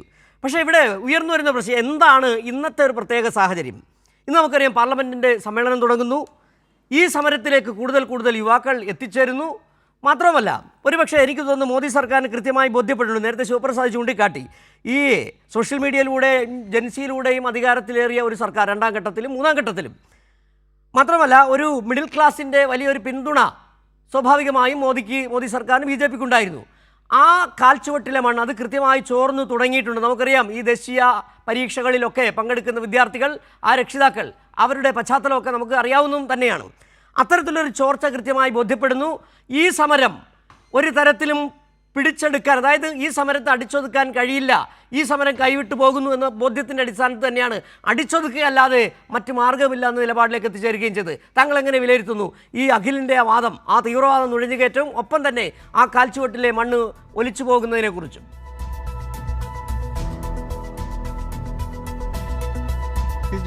ഇവിടെ നമ്മൾ മനസ്സിലാക്കേണ്ട ഒരു കാര്യം, ഒരു ഫാസിസ്റ്റ് ഭരണകൂടം എങ്ങനെയാണ് യാതൊരുവിധ നാണവുമില്ലാതെ, ഒരു നാണക്കേടുമില്ലാതെ, പിന്നെ സാധാരണ ഇപ്പോഴത്തെ ഭാഷയിൽ പറഞ്ഞാൽ ഉളുപ്പില്ലാതെ നുണ പറഞ്ഞ് കള്ളപ്രചരണം നടത്തുന്നതിനുള്ള ഉത്തമ ദൃഷ്ടാന്തമാണ് BJPയുടെ പ്രതിനിധിയോട് അവതരിപ്പിച്ചത്. 2 പോയിന്റുകളിലാണ് അദ്ദേഹത്തിൻ്റെ സംസാരം നിന്നത്. ഒന്ന്, അക്രമാസക്തമായ സമരം, അക്രമം കാണിച്ച സമരങ്ങളെ എങ്ങനെയാണ് പോലീസ് നേരിടേണ്ടത്, രാജ്യത്തിന് മുമ്പുണ്ടായിട്ടില്ലേ എന്ന് ചോദിക്കേണ്ടായി. രണ്ടാമത് ചോദിച്ച ചോദ്യം, സമരത്തിന് പിന്നിൽ ആര്? നമ്മളെല്ലാവരും ഇന്ന് രാവിലെ മുതൽ വിഷ്വൽസ് കണ്ടുകൊണ്ടിരിക്കുകയാണ്. ആ വിഷ്വൽസിൽ എവിടെയെങ്കിലും BJPയുടെ പ്രതിനിധിക്ക് കാണിച്ചു തരാൻ പറ്റുമോ ഈ പറഞ്ഞ യുവാക്കൾ, വിദ്യാർത്ഥികൾ അക്രമം കാണിക്കുന്ന ഒരു വിഷ്വൽ എടുത്ത് കാണിക്കാൻ പറ്റുമോ എവിടെയെങ്കിലും? അതിന് പകരം ആ വിദ്യാർത്ഥികൾ, പല വിദ്യാർത്ഥികളും നിന്നടികൊള്ളുകയാണ്. ഒരു കൈ കൊണ്ട് തടയാൻ പോലും ശ്രമിക്കുന്നില്ല. കൈ അഴിച്ചിട്ടിട്ട് തലങ്ങും വിലങ്ങും അടിക്കുമ്പോൾ ആ അടിയേറ്റു വാങ്ങുന്ന വിദ്യാർത്ഥികളെയാണ് അവിടെ കണ്ടത്. അപ്പോൾ ഒരു ഫാസിസ്റ്റ് ഭരണകൂടത്തിൻ്റെ തനി സ്വഭാവം ഈ മോഡി സർക്കാർ കാണിച്ചുകൊണ്ടിരിക്കുകയാണ്. അതാണ് ഈ നുണപ്രചരണം. ഇതിൻ്റെ പിന്നിൽ തീവ്രവാദികളാണ്, ഇതിൻ്റെ പിന്നിൽ രാജ്യവിരുദ്ധ ശക്തികളാണ് ഇതെല്ലാം കൊണ്ടുവരിക. മറിച്ച് എന്നിട്ട് ഇവിടെ ആക്രമിച്ചു. നമ്മളിത് ആലോചിക്കണം. നേരത്തെ ഇവിടെ ഇന്ന് ഡൽഹി പോലീസ് മാത്രമല്ല, ഈ അർദ്ധ സൈനിക വിഭാഗവും സൈനിക വിഭാഗങ്ങൾ BSF അടക്കം സമരത്തെ നേരിടാൻ ഒരു വിദ്യാർത്ഥി സമരത്തെയാണ്. കേവലം 25 വയസ്സിന് താഴെയുള്ള ആളുകളാണ് അവിടെ അധികം ഉള്ളത്. അവരെ നേരിടാൻ സൈന്യത്തെയാണ് നിർത്തുന്നു. ഗൺ പോയിന്റിൽ, വാഹനത്തിന് പേരിൽ തോക്ക് വെച്ചുകൊണ്ട് ഗൺ പോയിന്റിൽ സൈനികർ നിൽക്കുന്ന വിഷ്വൽസ് നമ്മൾ കണ്ടില്ലേ? അപ്പോൾ വിദ്യാർത്ഥികളെ വെടിവെച്ച് കൊല്ലാനായിരുന്നോ ഉദ്ദേശിച്ചിരുന്നത്? ഇത് അങ്ങനെ തീരുമെന്നാണ് ഇവർ വിചാരിക്കുന്നത്. അതാണ് അതിൻ്റെ ഇത്. ഞാൻ ഒരു കാര്യം പറയട്ടെ, ഇതിപ്പോൾ നമ്മളിപ്പോൾ പറയുന്ന കാര്യം ഈ നീറ്റ് പരീക്ഷയുമായി ബന്ധപ്പെട്ടുണ്ടായിട്ടുള്ള കാര്യം, നീറ്റ് പരീക്ഷ നീറ്റ് പരീക്ഷ നടത്തി ഇല്ലേ? ആ നീറ്റ് പരീക്ഷയെക്കുറിച്ച്, അതിൻ്റെ മാർക്കിടലിനെക്കുറിച്ച്, അത് മാർക്ക് കണക്കാക്കിയതിനെ കുറിച്ച് എത്രയോ ആക്ഷേപങ്ങളും പരാതികളും ഉയർന്നു കഴിഞ്ഞിരിക്കുന്നു. ഞാൻ ചോദിക്കട്ടെ, ഈ 15 വർഷം നേരത്തെ പറഞ്ഞ പോലെ, സിജു പറഞ്ഞ പോലെ 56 ഇഞ്ച് നെഞ്ചളമുള്ള ഒരാൾക്ക് ഒരു പരീക്ഷ മര്യാദയ്ക്ക് നടത്താൻ കഴിയാത്തൊരു ഗവൺമെൻറ് ലോകത്ത് എവിടെയെങ്കിലും ഉണ്ടോ? അത്രയും നാണം കെട്ടൊരു ഗവൺമെൻറ് അല്ലേ നിൽക്കുന്നത്. എന്നിട്ട് പറയണം ആ വിദ്യാർത്ഥികൾക്ക് പിന്നിൽ തീവ്രവാദികൾ. മറ്റൊരു കാര്യം സിജു ആലോചിച്ച് നോക്കിയേ, ഈ കഴിഞ്ഞ 15 വർഷം 10-12 വർഷത്തെ കാര്യങ്ങൾ എടുത്തു നോക്കുക. ഇത്തരത്തിലുള്ള കാര്യങ്ങൾക്ക് ഇപ്പോൾ ധർമ്മേന്ദ്ര പ്രധാൻ്റെ രാജി ആവശ്യപ്പെടുന്നു. ഒന്നാമത്തെ ആവശ്യം അതാണ്. തീർച്ചയായിട്ടും ധർമ്മേന്ദ്ര പ്രധാൻ എന്തെങ്കിലും നാണമുണ്ടെങ്കിൽ രാജിവെച്ച് പോകേണ്ടതല്ലേ? 17 സിജു പറഞ്ഞ 14 വരെ 17 വിദ്യാർത്ഥികൾ ആത്മഹത്യ ചെയ്തു എന്നാണ് ഞാൻ മനസ്സിലാക്കിയിരിക്കുന്നത്. 17 വിദ്യാർത്ഥികൾ. ആ വിദ്യാർത്ഥികൾ എന്ന് പറഞ്ഞാൽ ആരാണ്? നാളത്തെ ഭാവി ഡോക്ടർമാരും അതുപോലെ ഉന്നത പൊസിഷനുകളിൽ ഇരിക്കേണ്ട ആളുകളാണ്. അവരുടെ കുടുംബത്തിന് അഭിമാനമായി മാറേണ്ടവരാണ്. അത്തരത്തിലുള്ള ആളുകളാണ് സമ്മർദ്ദം സഹിക്കാൻ വയ്യാതെ ആത്മഹത്യ ചെയ്തത്. എന്നിട്ട് ആ വിദ്യാഭ്യാസ വകുപ്പ് മന്ത്രി യാതൊരു ഉളുപ്പുമില്ലാതെ കസേരയിലിരിക്കുകയാണ്. ഒരു പ്രശ്നവും അദ്ദേഹത്തിനില്ല. ഇത് BJP ഭരണത്തിൽ കാണുന്ന ഏറ്റവും വലിയൊരു പ്രതിഭാസമായിട്ടാണ് ഞാൻ കാണുന്നത്. കാരണം ഇപ്പോൾ അശ്വനി വൈഷ്ണവ് എന്ന് പറഞ്ഞൊരു മന്ത്രിയുണ്ട്, റെയിൽവേ മന്ത്രി. ഇന്ത്യയിലെ കഴിഞ്ഞ 10 വർഷത്തെ 12 വർഷത്തെ ചരിത്രം എടുത്തിട്ടുണ്ടെങ്കിൽ എത്രയോ റെയിൽവേ അപകടങ്ങൾ നടന്നിട്ടുണ്ട്. ഏതാനും വർഷങ്ങൾക്ക് മുമ്പ് ഒഡീഷയിൽ നടന്ന ട്രെയിൻ കൂട്ടിയിടിച്ചിട്ടുള്ള സംഭവത്തിൽ 100 കണക്കിന് ആളുകൾ മരിച്ചില്ലേ? ഏതെങ്കിലും ഒരു റെയിൽവേ അപകടത്തിൻ്റെ ഉത്തരവാദിത്വം ഏറ്റെടുത്തുകൊണ്ട് അശ്വിനി വൈഷ്ണവ് രാജിവെക്കുകയോ അങ്ങനെ എന്തെങ്കിലും ഒരു നീക്കത്തിലേക്ക് പോയിട്ടുണ്ടോ? അപ്പോൾ ഈ ഒരു ഫാസിസ്റ്റ് ഭരണകൂടം അതിലെ ജനങ്ങളെ കാണുന്നത് പുഴുക്കളെ പോലെയാണ്. അതാണ് ആ ഫാസിസ്റ്റ് ഭരണകൂടത്തിൻ്റെ പ്രത്യേകത. ജനങ്ങളെ കാണുന്നത് പുഴുക്കൾക്ക് സമാനമായിട്ടാണ്. അങ്ങനെ പുഴുക്കൾക്ക് സമാനമായി കാണുന്നതുകൊണ്ടാണ് ഇത്തരം പ്രശ്നങ്ങൾ ഉണ്ടാകുന്നത്. ഇവർക്ക് യാതൊരു വിധത്തിലുള്ള ജനകീയമായ ഉത്തരവാദിത്വമോ ജനങ്ങളോട് സ്നേഹമോ രാജ്യത്തോട് സ്നേഹമോ തെല്ലുമില്ലാത്തൊരു ഭരണകൂടമാണ് ഇന്നിപ്പോൾ രാജ്യത്ത് നയിച്ചുകൊണ്ടിരിക്കുന്നത്. അതാണ് ഈ പ്രശ്നത്തിൻ്റെ അടിസ്ഥാന കാരണം. അങ്ങനെ അശ്വനി വൈഷ്ണവ് രാജിവെക്കുന്നില്ല. ഇനി മറ്റ് നമ്മൾ ആലോചിക്കുക, ഈ BJPയുടെ ഗുജറാത്ത് മുഖ്യമന്ത്രി അടക്കം സഞ്ചരിച്ച ലണ്ടനിലേക്ക് പോയിട്ടുള്ളൊരു വിമാനം തകർന്നു വീണു. ആ വ്യോമയാന വകുപ്പ് മന്ത്രിക്ക് എന്തെങ്കിലും ഉണ്ടായോ? മുഖ്യമന്ത്രി BJP നേതാവായ ഗുജറാത്ത് മുഖ്യമന്ത്രിയായിരുന്ന ആൾ സഞ്ചരിച്ചിരുന്ന വിമാനമാണ്. എന്തെങ്കിലും ഒരു അന്വേഷണ റിപ്പോർട്ടുണ്ടോ? എന്തെങ്കിലും ആ കാര്യത്തെക്കുറിച്ച് സിജുവിനറിയാമോ എന്താണ് സംഭവിച്ചതെന്ന്? ഇന്ത്യയുടെ 3 സൈനിക വിഭാഗങ്ങളുടെ തലവനായിരുന്ന ആൾ നമ്മുടെ ഊട്ടിയിലേക്കുള്ള ഹെലികോപ്റ്റർ യാത്രയ്ക്കിടയിൽ അദ്ദേഹവും ഭാര്യയും അപകടത്തിൽ മരിച്ചു. എങ്ങനെ സംഭവിച്ചതെന്ന് ആർക്കറിയാമോ? വ്യോമയാന വകുപ്പ് മന്ത്രിക്ക് എന്തെങ്കിലും സംഭവിച്ചിട്ടുണ്ടോ? അതുപോലെ പ്രതിരോധ വകുപ്പ് മന്ത്രിക്ക് എന്തെങ്കിലും സംഭവിച്ചിട്ടുണ്ടോ? അപ്പം രാജ്യത്ത് എന്ത് നടന്നാലും ഞങ്ങൾക്കൊന്നുമില്ല, ഞങ്ങളിവിടെ ഭരിക്കും, ഞങ്ങളിവിടെ ഈ കസേരയിലിരിക്കും എന്ന് പറഞ്ഞുകൊണ്ട് അള്ളി പിടിച്ചിരിക്കുന്ന ഒരു ഭരണകൂടമാണ് നമ്മുടെ രാജ്യത്തുള്ള. ആ ഭരണകൂടത്തിൽ നിന്ന് നമുക്കൊന്നും പ്രതീക്ഷിക്കാനില്ല. അത് തന്നെയാണ് ശ്രീ ജോർജ് ജോസഫ്. ഒരുപക്ഷേ പെരുമാറുകയില്ല. അഖിൽ ഇവിടെ ശിവപ്രസാദും ശ്രീ ജോർജ് ജോസഫും ചൂണ്ടിക്കാട്ടിയ വളരെ കാതലായ ചില വിഷയങ്ങൾ നിങ്ങൾ ഇപ്പോൾ ഇന്ന് ചർച്ചയിലുടനീളം അഖിൽ ആദ്യം സംസാരിച്ചത്. ഇവിടെ പ്രധാന പ്രശ്നം എന്താണ്? നമ്മുടെ ചർച്ചയ്ക്ക് ആധാരമായ വിഷയം തന്നെ എന്താണ്? പ്രവേശന പരീക്ഷകളിൽ തുടരെ ഉണ്ടായ ക്രമക്കേടുകൾ. അതിൻ്റെ അവസാനത്തെ ഉത്തരവാദിത്വം എത്തി നിൽക്കുന്നത് കേന്ദ്രമന്ത്രി ധർമ്മേന്ദ്ര പ്രധാനിലേക്ക്. ദേശീയ പരീക്ഷാ ഏജൻസിയായ NTA വിശ്വാസം ചോദ്യം ചെയ്യപ്പെടുന്നു. അന്വേഷണം എത്തി വന്നപ്പോഴത്തേക്ക് NTA ഉദ്യോഗസ്ഥർ തന്നെയാണ് വർഷങ്ങളായി ഇത്തരത്തിൽ ക്രമക്കേട് നടത്തിക്കൊണ്ടിരിക്കുന്നത്. അങ്ങനെ ഈ പ്രവേശന പരീക്ഷയുടെ വിശ്വാസ്യത തന്നെ ചോദ്യം ചെയ്യപ്പെടുന്ന സാഹചര്യത്തിൽ നിങ്ങൾ ചോദിക്കേണ്ട ചോദ്യം, അഖിൽ ഉൾപ്പെടെയുള്ളവർ യുവാക്കളുടെ പ്രതിനിധികളാണല്ലോ, നിങ്ങളുടെ കേന്ദ്രത്തോട് നിങ്ങളുടെ മന്ത്രിമാരോട് ചോദിക്കേണ്ട ശിവപ്രസാദ് ചോദ്യം അതാണ്. അതിന് ഉത്തരവാദികളെ കണ്ടെത്തി അവർക്കെതിരെ നടപടിയെടുക്കണ്ടേ? നിങ്ങൾ ഒരു ചെറിയ സ്ഥലം മാറ്റലിലൂടെയാണോ ഈ പ്രശ്നം പരിഹരിക്കുന്നത്? അതിന് പകരം ഈ ജനങ്ങളെ തെറ്റിദ്ധരിപ്പിക്കാൻ, ഈ സമരത്തിന് പിന്നിൽ തീവ്രവാദികളാണെന്ന് വരുത്തി തീർക്കാൻ നടത്തുന്ന ശ്രമങ്ങൾ. നേരത്തെ ജോർജ് ജോസഫ് ചൂണ്ടിക്കാണിച്ച പോലെ ഒരു ചോദ്യമുണ്ട്. അവിടെ ഇന്ന് സമരം നടത്തിയ ഏതെങ്കിലും ഒരു വിദ്യാർത്ഥി ഏതെങ്കിലും തരത്തിലുള്ള പ്രകോപനം, ഒരു കല്ലോ ഒരു കുപ്പിയോ എടുത്തെറിഞ്ഞിട്ടുണ്ടോ? നേരത്തെ അഖിൽ പറഞ്ഞ പോലെ ഒരുപാട് സമരങ്ങൾ പങ്കെടുത്തതാണ് അഖിൽ. ഇവിടെ ഇരിക്കുന്ന ശിവപ്രസാദ് അടക്കം വലിയ സമരങ്ങൾ പങ്കെടുക്കുന്നുണ്ട്. വലിയ തരത്തിൽ വളരെ സമാധാനപരമായ. എങ്ങനെയാണ് ദില്ലിയിലെ സമരം നടന്നുകൊണ്ടിരിക്കുന്നത്?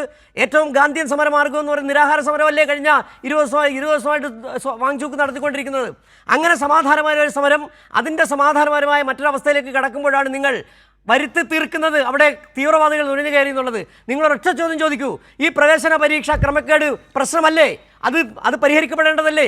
അതിന് ഉത്തരവാദികളായി രാജിവെക്കേണ്ടതല്ല? ആ ചോദ്യം നിങ്ങൾ ചോദിക്കേണ്ടത് രാജ്യത്തെ യുവജനങ്ങൾക്കൊപ്പം നിന്നിട്ട്. ഇനി നിങ്ങൾ 3 പേർ പറയുന്നതിന് മറുപടി പറയാനുള്ള ഒരാൾ ഞാൻ മാത്രമേ ഉള്ളൂ. അപ്പോൾ നിങ്ങൾ അതിനുള്ള സമയം എനിക്ക് അനുവദിച്ചു തരണം.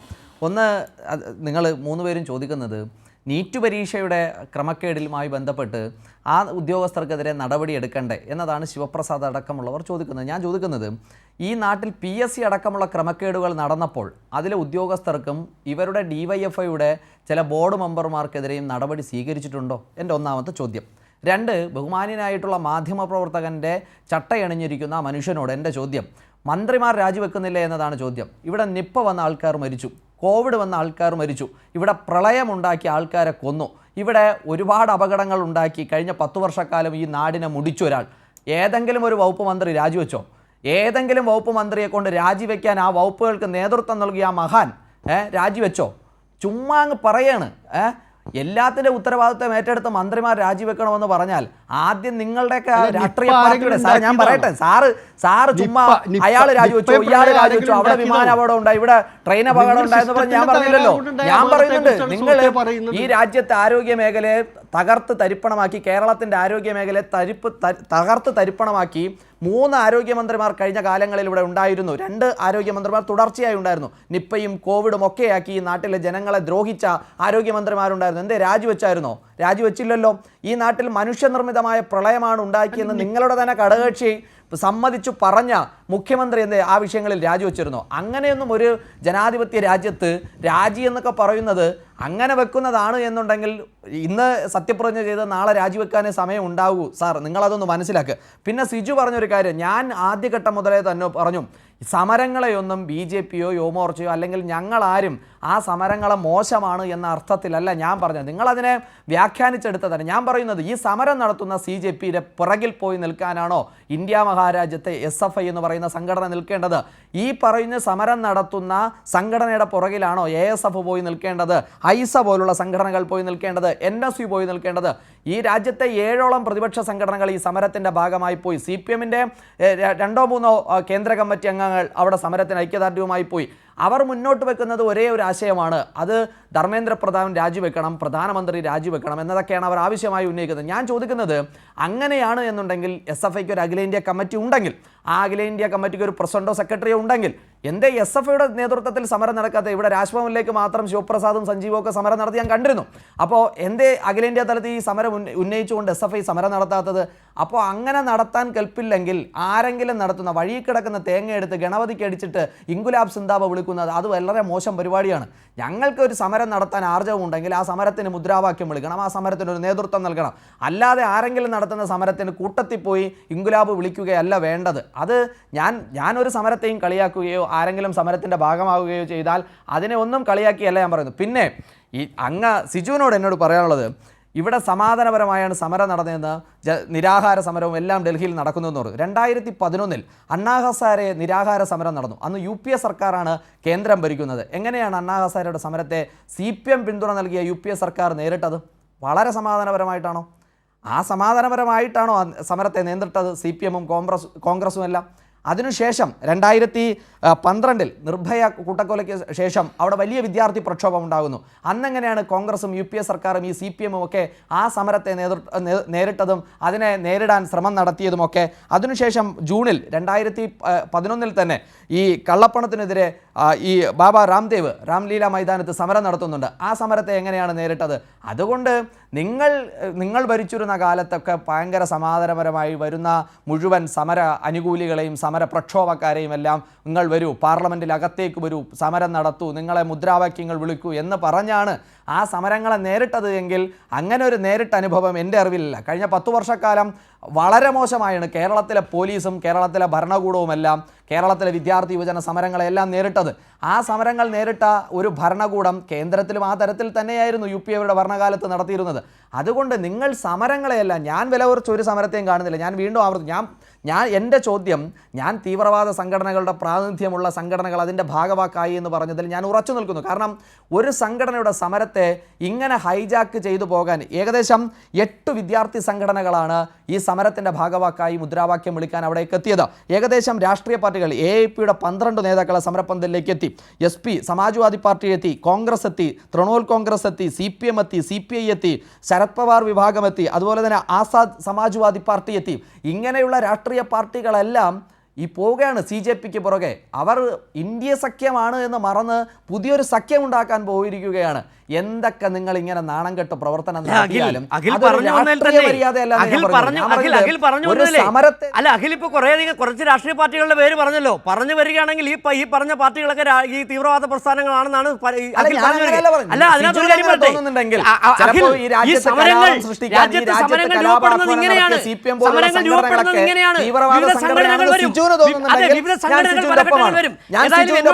അതായത് SFIയോട് ചില ചോദ്യങ്ങൾ ചോദിച്ചല്ലോ അഖിൽ, അത് ശിവപ്രസാദ് മറുപടി. ശിവപ്രസാദ് ചോദ്യങ്ങൾ ചോദിച്ചു, നിങ്ങൾ CJPയുടെ പിന്നിലാണോ അണിനിരക്കേണ്ടിയിരുന്നതെന്നുള്ള ചോദ്യം ചോദിക്കുകയും ചെയ്തു. എന്താണ് അതിന് മറുപടി പറയാനുള്ളത്? യഥാർത്ഥത്തിൽ നാട്ടിൽ നടക്കുന്ന എന്താണെന്ന് തിരിയാത്തതിൻ്റെ ഒരു പ്രധാനപ്പെട്ട വർഷം നമ്മുടെ യുവമോർച്ചയുടെ പ്രതിനിധിക്കുണ്ട്. 11 വർഷം തുടർച്ചയായി ഭരിക്കുമ്പോൾ ആ ഭരണത്തിൻ്റെ ഒരു ആലസ്യവും ഒരു ഉന്മാദവുമൊക്കെ രാജ്യത്തെ BJPയെയും RSSനെയും പിടികൂടിയിരിക്കുന്നതിൻ്റെ ഒരു ലക്ഷണത്തിൻ്റെ ഭാഗമാണ് ഇപ്പോൾ ഈ പറഞ്ഞ പ്രസ്താവന. 10 വർഷത്തിന് ശേഷം SFIയുടെ നേതൃത്വത്തിൽ നീറ്റ് പരീക്ഷ അട്ടിമറിക്കപ്പെട്ടതിന് ശേഷം അത് രാജുവിൻ്റെ മുന്നിൽ ഞാൻ സമരം നടത്തുന്നത് നിങ്ങൾ തന്നെ പറഞ്ഞിട്ടുണ്ട്. 10 വർഷത്തിനിടയ്ക്കല്ലല്ലോ ഇതിന് സമരം നടത്തുന്നത്. 2014-2021 അഖില അബദ്ധങ്ങളും തെറ്റിദ്ധാരണാജനകമായ വസ്തുതകളും പറഞ്ഞുകൊണ്ടിരുന്നപ്പോൾ ഞാൻ മിണ്ടാതിരുന്നില്ല. ഞാൻ മിണ്ടാതിരുന്നു. നിങ്ങൾ പറഞ്ഞത് മുഴുവൻ ഞാൻ മിണ്ടാതിരുന്നു. ജനാധിപത്യ സംവാദത്തിന് വിരുദ്ധമായ നരേന്ദ്രമോദി ശൈലിയാണ് അഖിലിൻ്റെതെങ്കിൽ തുടർന്നോളുക, എനിക്ക് പ്രശ്നമില്ല, എനിക്ക് തർക്കമില്ല. നമ്മൾ രാജ്യത്ത് അനുഭവിക്കുന്നല്ലോ, അഖിലിനെ കൂടി ആ ജനാധിപത്യ വിരുദ്ധം അനുഭവിക്കുന്നത് എനിക്ക് യാതൊരു പ്രയാസമില്ല. അപ്പോൾ ഞാൻ പറഞ്ഞു വന്നത്, നമ്മുടെ രാജ്യത്ത് വളരെ സമൃദ്ധമായി ഈ ചർച്ചയിൽ യഥാർത്ഥ ഈ വിഷയത്തിൻ്റെ ക്രക്സിൽ നിന്ന് വഴിതിരിച്ചു കൊണ്ടുപോകാൻ ബോധപൂർവമായ പരിശ്രമം അഖിൽ നടത്തിയതിന് ഞാൻ കുറ്റം പറയുന്നില്ല. അതേ പരിശ്രമമാണ് നിർഭാഗ്യവശാൽ ഇവരുടെ മുകൾ മുതൽ താഴെ വരെയുള്ള സംവിധാനം ചെയ്തുകൊണ്ടേയിരിക്കുന്നത്. ഈ സമരത്തിൻ്റെ കാതലായ പ്രശ്നത്തിൽ ഇത് ഡൈവേർട്ട് ചെയ്യുക. രാജ്യതലസ്ഥാനത്ത് ഇപ്പോൾ CJPയെ നിങ്ങൾ എങ്ങനെയാണ് വിലയിരുത്തുന്നത് എനിക്ക് മനസ്സിലാവുന്നില്ല. ഞങ്ങൾ വിലയിരുത്തുന്നത് CJPയെ ഈ രാജ്യത്തെ യുവാക്കൾ കുറേ നാളുകളായി അനുഭവിച്ചുകൊണ്ടിരിക്കുന്ന പ്രതിഷേധത്തിൻ്റെ അവരുടെ ഒരു വികാരത്തിൻ്റെ പ്രതിഫലനമായിട്ടാണ് ഞങ്ങൾ CJPയെ വിലയിരുത്തുന്നത്. അതാണ് ഞങ്ങളുടെ വിലയിരുത്തൽ. രാജ്യത്തെ ചെറുപ്പക്കാർ അസംതൃപ്തരാണ്, വിദ്യാർത്ഥികൾ അസംതൃപ്തരാണ്, തൊഴിലില്ലായ്മ ഭീകരമായി രാജ്യത്ത് വർദ്ധിച്ചുകൊണ്ടിരിക്കുന്നു, വിദ്യാഭ്യാസ മേഖലയിൽ അഴിമതി ഭീകരമായി വർദ്ധിച്ചുകൊണ്ടിരിക്കുന്നു. ഈ അഴിമതിക്കും തൊഴിലില്ലായ്മയ്ക്കും യുവാക്കൾ അനുഭവിക്കുന്ന പ്രശ്നങ്ങളെയും അഡ്രസ്സ് ചെയ്യാൻ രാജ്യം ഭരിക്കുന്നൊരു ഭരണകൂടത്തിന് കഴിയാതെ പോകുന്നു. ആരോടാണ് ചോദ്യം ചോദിക്കുന്നത്? രാജ്യം പ്രതിസന്ധിയിലാണ്. നിങ്ങൾ മനസ്സിലാക്കേണ്ടത്, നിങ്ങൾ വാനോളം ഉയർന്ന കേന്ദ്ര ഗവൺമെൻറ്റിൻ്റെ പ്രതിപാദനമായ പ്രവർത്തനത്തെപ്പറ്റി പറയുമ്പോൾ 22 ലക്ഷം വിദ്യാർത്ഥികൾ എഴുതിയൊരു പരീക്ഷ അട്ടിമറിക്കപ്പെട്ടിട്ട് രാജ്യത്തിൻ്റെ പ്രധാനമന്ത്രി ആ വിഷയത്തെ ഒന്ന് അഭിസംബോധന ചെയ്ത് സംസാരിക്കാൻ എന്തുകൊണ്ടാണ് തയ്യാറാവാത്തതെന്ന് ചോദിക്കാൻ ഞങ്ങളെക്കാൾ നിങ്ങൾക്ക് ഉത്തരവാദിത്തമില്ലേ? നിങ്ങളാണല്ലോ ഈ ഗവൺമെൻറ്റിൻ്റെ പ്രചാരകരായി നാട്ടിൽ പ്രവർത്തനം നടത്തുന്നത്. നിങ്ങൾ ചോദിക്കണ്ടേ? നിങ്ങളുടെ BJPക്കാരുടെ മക്കൾ നീറ്റ് പരീക്ഷ എഴുതിയിട്ടില്ലേ? RSSകാരുടെ മക്കൾ നീറ്റ് പരീക്ഷ എഴുതിയിട്ടില്ലേ? നിങ്ങളുടെ മക്കൾ, നിങ്ങളുടെ കുടുംബങ്ങളിലെ കുട്ടികൾ ഈ പരീക്ഷ അട്ടിമറിക്കപ്പെട്ടതിൻ്റെ പേരിൽ മാനസികമായി ബുദ്ധിമുട്ടിലേർപ്പെട്ടില്ലേ? എന്തേ ആ വിദ്യാർത്ഥികളോട് ഒരു വാക്ക് പറയാൻ രാജ്യത്തിൻ്റെ പ്രധാനമന്ത്രി കഴിയാതെ പോയത്? ഇറ്റാലിയൻ പ്രധാനമന്ത്രി മെലോണിക്ക് മെലഡിയും കൊണ്ടുപോകാൻ മോഡിക്ക് സമയമുണ്ടായിരുന്നല്ലോ. എന്തേ ഈ നാട്ടിലെ വിദ്യാർത്ഥികളുടെ ഈ വിഷയത്തിൽ ഇടപെടാൻ അദ്ദേഹത്തിന് സമയമില്ലാതെ പോയി? 22 വിദ്യാർത്ഥികൾ രാജ്യത്ത് നീറ്റ് പരീക്ഷ അട്ടിമറിക്കപ്പെട്ടതിന് ശേഷം ഇന്ന് വരെ ആത്മഹത്യ ചെയ്തു. ഒരു കേന്ദ്രമന്ത്രിക്ക് ഈ 22 വിദ്യാർത്ഥികളുടെ ഒരാളുടെ വീട്ടിലേക്കൊന്ന് പോകാൻ എന്തുകൊണ്ട് ഈ ഇന്ത്യയിൽ സമയമുണ്ടായില്ല? നിങ്ങൾ NCERT പാഠപുസ്തകത്തിൽ ഇന്നും വെട്ടിമാറ്റാത്തൊരു ഭാഗമുണ്ട് കേട്ടോ. Why democratic government is important. Why democratic government is important എന്ന ചോദ്യത്തിന് നിങ്ങളുടെ NCERT പുസ്തകം പറയുന്ന ഉത്തരം democratic government ensure transparency and accountability എന്നാണ്. എവിടെയാണ് സാർ ഈ ഇന്ത്യ മഹാരാജ്യത്ത് ട്രാൻസ്പെറൻസിയും അക്കൗണ്ടബിലിറ്റിയും? ഈ രണ്ടും രാജ്യത്ത് നഷ്ടപ്പെട്ടിട്ട് 11 വർഷമാകുന്നില്ല. അത് ചോദിക്കാതെ രാജ്യത്തെ വിദ്യാർത്ഥികൾ മിണ്ടാതിരിക്കണം എന്നാണ് നിങ്ങൾ പറയുന്നത്. SFI CJPയുടെ പിന്നിലല്ല സാർ. ഈ ഗവൺമെൻറ്റിൻ്റെ ട്രാൻസ്പെറൻസി വിരുദ്ധമായ, ജനാധിപത്യ വിരുദ്ധമായ, അക്കൗണ്ടബിലിറ്റി ഇല്ലാത്ത ഭരണത്തിനെതിരെ മുന്നിലാണ് SFI സമരം ചെയ്യുന്നത്. JNU നിങ്ങൾ നോക്ക്, ഡൽഹി യൂണിവേഴ്സിറ്റിയിൽ നോക്ക്, അംബേദ്കർ യൂണിവേഴ്സിറ്റി നോക്ക്, ഹിമാചൽ പ്രദേശ് യൂണിവേഴ്സിറ്റി നോക്ക്, അഹമ്മദാബാദ് യൂണിവേഴ്സിറ്റി നോക്ക്, സെൻട്രൽ യൂണിവേഴ്സിറ്റി. ഞാൻ കേരളത്തെ പറ്റി പറയുന്നില്ല, നിങ്ങൾ കേരളത്തെ മാറ്റി നിർത്തി പറ. അഹമ്മദാബാദ് സെൻട്രൽ യൂണിവേഴ്സിറ്റിയിൽ, രാജ്യത്തെ IITകളിൽ, NITകളിൽ, സെൻട്രൽ യൂണിവേഴ്സിറ്റികളിൽ SFI സമരത്തിലുണ്ട്. ഹൈദരാബാദും പോണ്ടിച്ചേരിയും ഉൾപ്പെടെ. ആ സമരങ്ങളെല്ലാം ഈ വിദ്യാർത്ഥി അവകാശങ്ങൾക്ക് വേണ്ടിയാണ്. ഈ 22 കുട്ടികളുണ്ടല്ലോ, നിങ്ങൾ എന്തൊക്കെ മുദ്രാവാക്യങ്ങൾ ഈ 11 വർഷത്തിനകത്ത് ഓർക്ക്, എല്ലാ മുദ്രാവാക്യം ഞാൻ ഓർത്തെടുക്കുന്നില്ല. അച്ഛേ ദിൻ ആനെ വാല ഹെ മോഡിയുടെ മുദ്രാവാക്യമാണ്. സബ്കാ സാത്ത് സബ്കാ വികാസ് മോഡിയുടെ മുദ്രാവാക്യമാണ്. ബേട്ടി ബച്ചാവോ ബേട്ടി പഠാവോ. ഈ ചർച്ചയിൽ നിങ്ങൾ ശ്രദ്ധിച്ച് കേൾക്കണം കേട്ടോ. മോഡി 2014-ലെയും 2021-ലെയും തെരഞ്ഞെടുപ്പിൽ ഉയർത്തിയ, 2019-ലെയും തെരഞ്ഞെടുപ്പിൽ പ്രധാനപ്പെട്ട മുദ്രാവാക്യമാണ്. ആകാംക്ഷ എന്നൊരു പെൺകുട്ടി മരണപ്പെട്ടു കേട്ടോ, ആത്മഹത്യ ചെയ്തതാണ്. ആ പെൺകുട്ടിയുടെ ആത്മഹത്യാ കുറിപ്പ് സമയമുണ്ടെങ്കിൽ യുവമോർച്ചയുടെ ജനറൽ സെക്രട്ടറി ഒന്നെടുത്ത് മനസാക്ഷിയോടെ വായിച്ചു നോക്കാൻ തയ്യാറാവണം. കണ്ണടച്ച് ഇരുട്ടാക്കി വായിക്കരുത്. ആ കുട്ടി എഴുതിയത്, എൻ്റെ അച്ഛനെയും അമ്മയെയും നിരാശപ്പെടുത്തേണ്ടി വരികയാണ്, എനിക്ക് ഈ സമ്മർദ്ദം താങ്ങാൻ കഴിയുന്നില്ല. കിസാൻ ക്രെഡിറ്റ് ലോൺ എടുത്ത് നീറ്റ് കോച്ചിങ് സെൻറ്ററിൽ കൊണ്ട് ചേർത്ത് 3.5 ലക്ഷം രൂപ ലോൺ എടുത്ത് ആ കുഞ്ഞിനെ പഠിപ്പിച്ചിട്ട് ആ കുഞ്ഞിന് മാനസിക സമ്മർദ്ദം താങ്ങാനാകാതെ ആത്മഹത്യ ചെയ്യേണ്ടി വന്ന ഇന്ത്യയിലാണ് സാർ ഞാനും നിങ്ങളും ജീവിക്കുന്ന. ആകാംക്ഷയുടെ മരണത്തിൻ്റെ ഉത്തരവാദി രാജ്യം ഭരിക്കുന്നവരല്ലേ? ആ ആകാംക്ഷയുടെ വിഷമം അഡ്രസ്സ് ചെയ്യാൻ രാജ്യം ഭരിക്കുന്ന ഗവൺമെൻറ്റിന് കഴിഞ്ഞിരുന്നെങ്കിൽ ആ കുട്ടി ഉണ്ടാകുമായിരുന്നില്ലേ? IJ ഉൾപ്പെടെ 22 പേർ മരണപ്പെടുമ്പോൾ അതിൽ ബഹുഭൂരിപക്ഷം പെൺകുട്ടികളാണ്. എവിടെ ബേട്ടി പഠാവോ, എവിടെ ബേട്ടി ബച്ചാവോ, ഏത് പെൺകുട്ടിയെ രക്ഷിച്ചു, ഏത് പെൺകുട്ടിയെ പഠിപ്പിച്ചു? നിങ്ങൾ സമരപരമ്പരയുടെ ഒരു വലിയ ചരിത്രം ഇവിടെ തുറന്നല്ലോ. രാജ്യ തലസ്ഥാനത്ത് ഉൾപ്പെടെ UPA ഗവൺമെൻറ് ഭരിച്ചിരുന്ന സമയത്ത് എന്തേ ഈ കുട്ടികൾ ആത്മഹത്യ ചെയ്യുമ്പോൾ, ഈ പരീക്ഷ അട്ടിമറി ചെയ്യുമ്പോൾ നിങ്ങളുടെ വിദ്യാർത്ഥി സംഘടനയ്ക്ക് ഒരു മുദ്രാവാക്യം വിളിക്കണമെന്ന് തോന്നാത്തത്? അവിടെയാണ് എൻ്റെ അടിസ്ഥാനപരമായ ചോദ്യം. ഇതിൻ്റെ ഉത്തരവാദി ആര്? ഇപ്പോൾ മന്ത്രിയെ നിങ്ങൾ സംരക്ഷിക്കുന്നു. മന്ത്രിയല്ല ഉത്തരവാദിയെങ്കിൽ ഇതിൻ്റെ ഉത്തരവാദിയെ കണ്ടെത്തി രാജ്യത്തെ ജനങ്ങൾക്ക് മുന്നിൽ ബോധ്യപ്പെടുത്താൻ നിങ്ങൾക്കൊരു ഉത്തരവാദിത്വമില്ല. ഞാൻ നിങ്ങളോട് ചോദിക്കുകയാണ്, ഞങ്ങളെ വിടൂ. ഞങ്ങൾ രാജ്യദ്രോഹികളായിക്കോട്ടെ, ഞങ്ങൾ നിങ്ങൾക്കെതിരായ രാഷ്ട്രീയം പറയുന്നവരായിക്കോട്ടെ, ഞങ്ങൾ ഇടതുപക്ഷക്കാരായിക്കോട്ടെ, ഞങ്ങൾ അല്ലെങ്കിൽ CJPക്കാരായിക്കോട്ടെ, കോൺഗ്രസ്സുകാരായിക്കോട്ടെ, സമാജ്വാദി പാർട്ടിക്കാരായിക്കോട്ടെ, ഏത് പാർട്ടി ആയിക്കോട്ടെ, നിങ്ങളല്ല ഞങ്ങൾ. പക്ഷേ നിങ്ങൾക്കൊരു ഉത്തരവാദിത്വമില്ലേ? നിങ്ങൾ ഭരിക്കുന്ന പാർട്ടിയല്ലേ? നിങ്ങൾ ഭരിക്കുമ്പോൾ രാജ്യത്ത് വിദ്യാർത്ഥികൾ ഇങ്ങനെ ആത്മഹത്യ ചെയ്യുമ്പോൾ ആ ആത്മഹത്യ ചെയ്യുന്ന വിദ്യാർത്ഥികൾ എന്തുകൊണ്ട് ഭരിക്കുന്നു, എന്തുകൊണ്ട് അവർ ആത്മഹത്യ ചെയ്യേണ്ടി വരുന്നു, എന്തുകൊണ്ട് പരീക്ഷ അട്ടിമറിക്കപ്പെടുന്നു എന്നൊന്ന് അന്വേഷിക്കാൻ നിങ്ങൾക്ക് ഉത്തരവാദിത്തം ഇല്ലേ സാർ? ഞാൻ നിങ്ങളോടാണ് ചോദിക്കുന്നത്. 60 പരീക്ഷകളാണ് കേട്ടോ കഴിഞ്ഞ 10 വർഷത്തിനിടയ്ക്ക് രാജ്യത്ത് അട്ടിമറിക്കപ്പെട്ടത്. എന്തേ അഡ്രസ്സ് ചെയ്യപ്പെടാതെ പോകുന്നത്? എന്തേ രാജ്യത്തെ ഗവൺമെൻറ് അതിൻ്റെ ഉത്തരവാദിത്വത്തെപ്പറ്റി, ഉത്തരവാദികളെ പറ്റി പറയാതെ പോകുന്നത്? അവിടെയാണ് പ്രധാനമന്ത്രി ഇതിന് ഉത്തരവാദിത്തം ഏറ്റെടുക്കണമെന്നും വിദ്യാഭ്യാസ മന്ത്രി രാജിവെക്കണമെന്നും മുദ്രാവാക്യം വിദ്യാർത്ഥികളിൽ നിന്ന് ഉയർന്നു വരുന്നത്. ആ മുദ്രാവാക്യത്തെ ദേശവിരുദ്ധമായി ചിത്രീകരിച്ചാൽ പിന്നെ ആരെയാണ് നിങ്ങൾ ഈ രാജ്യത്ത് ഉൾപ്പെടുത്താൻ പോകുന്നത്? കുറേ നാളെല്ലാവരെയും പാകിസ്ഥാനിലേക്ക് പറഞ്ഞു വിടാനാണ് BJPക്കാരും RSകാരും നടന്നത്. പിന്നെ അഖണ്ഡ ഭാരതവും ഭാരതമാതാവും ഒക്കെ വന്നപ്പോൾ അഖണ്ഡ ഭാരതത്തിൽ പാകിസ്ഥാൻ്റെ മാപ്പും കൂടി വന്നു കഴിഞ്ഞപ്പോൾ ഇപ്പോൾ പാകിസ്ഥാനെ പറ്റി പറയുന്നില്ല. ചൈനീസ് ചാരന്മാർ, ഖാലിസ്ഥാൻവാദികൾ, തീവ്രവാദികൾ നുഴഞ്ഞു കയറുന്ന ഏത് തീവ്രവാദിയാണ് സാർ? ഗവൺമെൻറ്റിനെ ചോദ്യം ചെയ്യുന്നവർ തീവ്രവാദികളാണോ? അനീതിക്കെതിരെ ശബ്ദമുയർത്തുന്നവർ തീവ്രവാദികളാണോ? രാജ്യത്തെ ഗവൺമെൻറ് ട്രാൻസ്പെറൻ്റ് ആയിരിക്കണം, അക്കൗണ്ടബിൾ ആയിരിക്കണം എന്ന് മുദ്രാവാക്യം ഉയർത്തുന്നവർ തീവ്രവാദികളാണോ? അങ്ങനെ ആരെയൊക്കെ നിങ്ങൾ തീവ്രവാദത്തിൻ്റെ പട്ടികയിലേക്ക് വരുത്തും? നിങ്ങളൊരു കാര്യം മനസ്സിലാക്കണം. 3 വിഭാഗം ജനങ്ങൾ രാജ്യത്തുണ്ട്. ഒന്ന്, നിങ്ങളെ അനുകൂലിക്കുന്നവർ, നിങ്ങളുടെ RSSൻ്റെ കണ്ണിയിൽ ബന്ധിക്കപ്പെട്ടവർ. 2, ഈ രാജ്യത്ത് നിങ്ങൾക്കെതിരായ അതിശക്തമായ രാഷ്ട്രീയം പറയുന്നവർ. 3, നിഷ്പക്ഷമായ ജനവിഭാഗം. ആ നിഷ്പക്ഷമായ ജനവിഭാഗത്തിനിടയ്ക്ക് നിന്നാണ് ഇന്ന് അതിശക്തമായ പ്രതിഷേധം നിങ്ങൾക്കെതിരായി ഉയർന്നു വരുന്നത്. നിങ്ങൾക്ക് വേണ്ടി കഴിഞ്ഞ കാലങ്ങളിൽ വോട്ട് ചെയ്തവരാണ് ഇന്ന് നിങ്ങൾക്കെതിരായി രാജ്യ തലസ്ഥാനത്തും രാജ്യത്തിൻ്റെ ഓരോ തെരുവിലിറങ്ങി വർത്തമാനം പറയുന്നത്.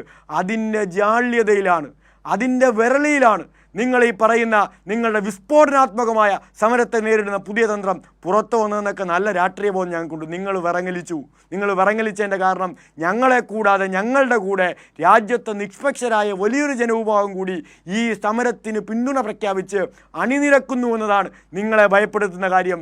കാലാകാലങ്ങളിൽ വോട്ട് ബാങ്കായി നിങ്ങൾ കൊണ്ടു നടന്നവർ, മതം പറഞ്ഞ്, ജാതി പറഞ്ഞ്, വർഗീയത പറഞ്ഞ്, അടിസ്ഥാനപരമായ ജനകീയ വിഷയങ്ങളിൽ നിന്ന് ശ്രദ്ധ തിരിക്കാൻ നിങ്ങൾ നടത്തിയ സോഷ്യൽ എഞ്ചിനീയറിംഗ് തെരഞ്ഞെടുപ്പ് ടാക്ടിക്സിനെ, ആ ടാക്ടിക്സിൻ്റെ കെട്ടുപാടുകൾ പൊട്ടിച്ചെറിഞ്ഞ് എൻ്റെ ജീവിതവും എൻ്റെ മക്കളുടെ ഭാവിയും എൻ്റെ നാടിൻ്റെ ഭാവിയുമാണ് എൻ്റെ ജീവിതത്തെ ബാധിക്കുന്ന ഏറ്റവും അടിസ്ഥാന പ്രശ്നമെന്ന് തിരിച്ചറിഞ്ഞ് ലക്ഷക്കണക്കിന് വരുന്ന നിഷ്പക്ഷ കുടുംബങ്ങൾ ഈ സമരത്തിൽ അണിനിരക്കുന്നത് കൊണ്ടാണ് നിങ്ങൾക്ക് ഈ സമരത്തെ തള്ളിപ്പറയേണ്ടി വരുന്നത്.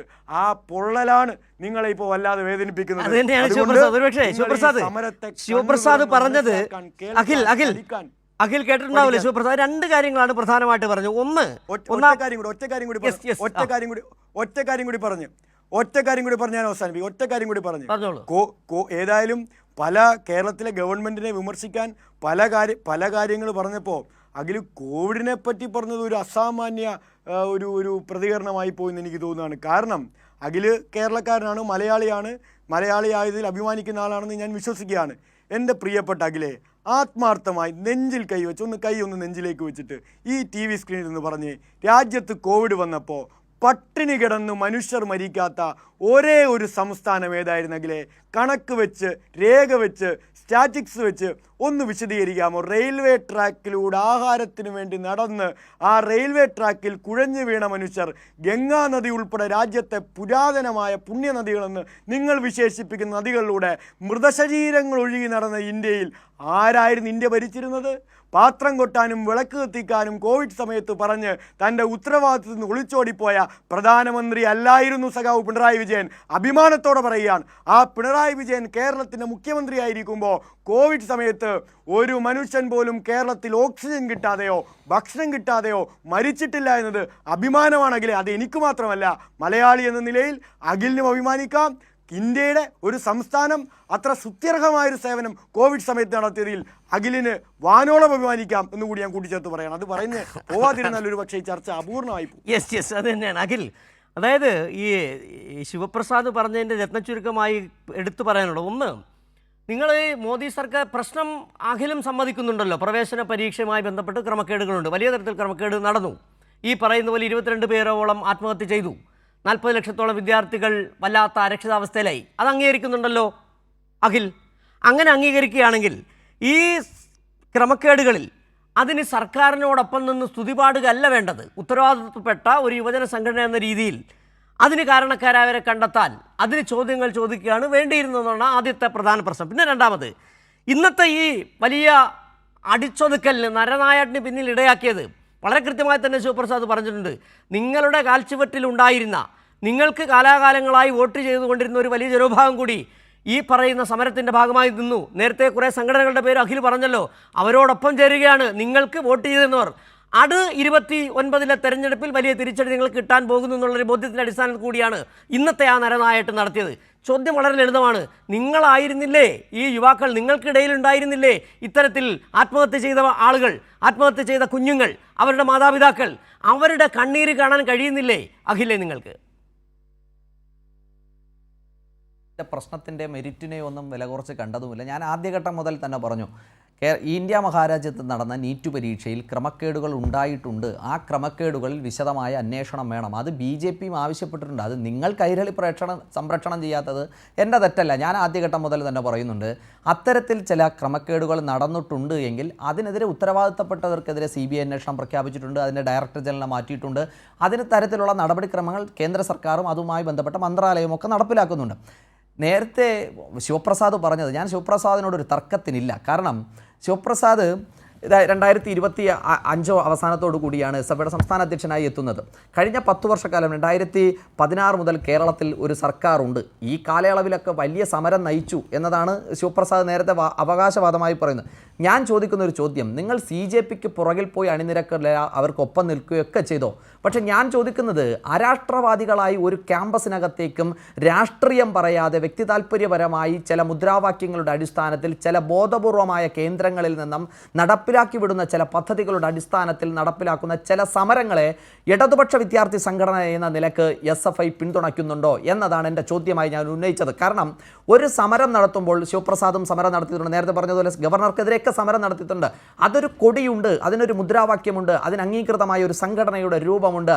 ഇങ്ങനെ നടത്തുമ്പോൾ അരാഷ്ട്രവാദികളായ ഒരു ജനവിഭാഗത്തെയാണോ SFI വാർത്തെടുക്കാൻ ശ്രമിക്കുന്നത് എന്നതാണ് ഞാൻ ആദ്യഘട്ടം മുതൽ ചോദിച്ചത്. പിന്നെ എൻ്റെ ഒരു ചോദ്യം, നേരത്തെ എന്നോട് ശിവപ്രസാദ് മനസാക്ഷി കൊണ്ട് ഒരു മരണലേഖനം വായിക്കണം എന്ന് എന്നോട് ശിവപ്രസാദ് പറഞ്ഞു.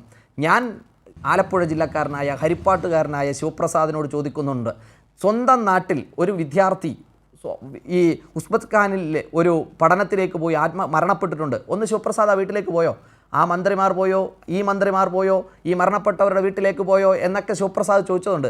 സ്വന്തം നാട്ടിലൊരു വിദ്യാർത്ഥി വിദ്യാഭ്യാസ അവകാശത്തിന് വേണ്ടി പഠിക്കാൻ വേണ്ടി കേരളത്തിലെ ഉന്നത വിദ്യാഭ്യാസ മേഖലയുടെ തകർച്ച കൊണ്ട് കേരളത്തിൽ നിന്നും മറ്റൊരു രാജ്യത്തേക്ക് പഠനത്തിലേക്ക് പോയ ഒരു വിദ്യാർത്ഥി മരണപ്പെട്ടിരിക്കുന്നുണ്ട്.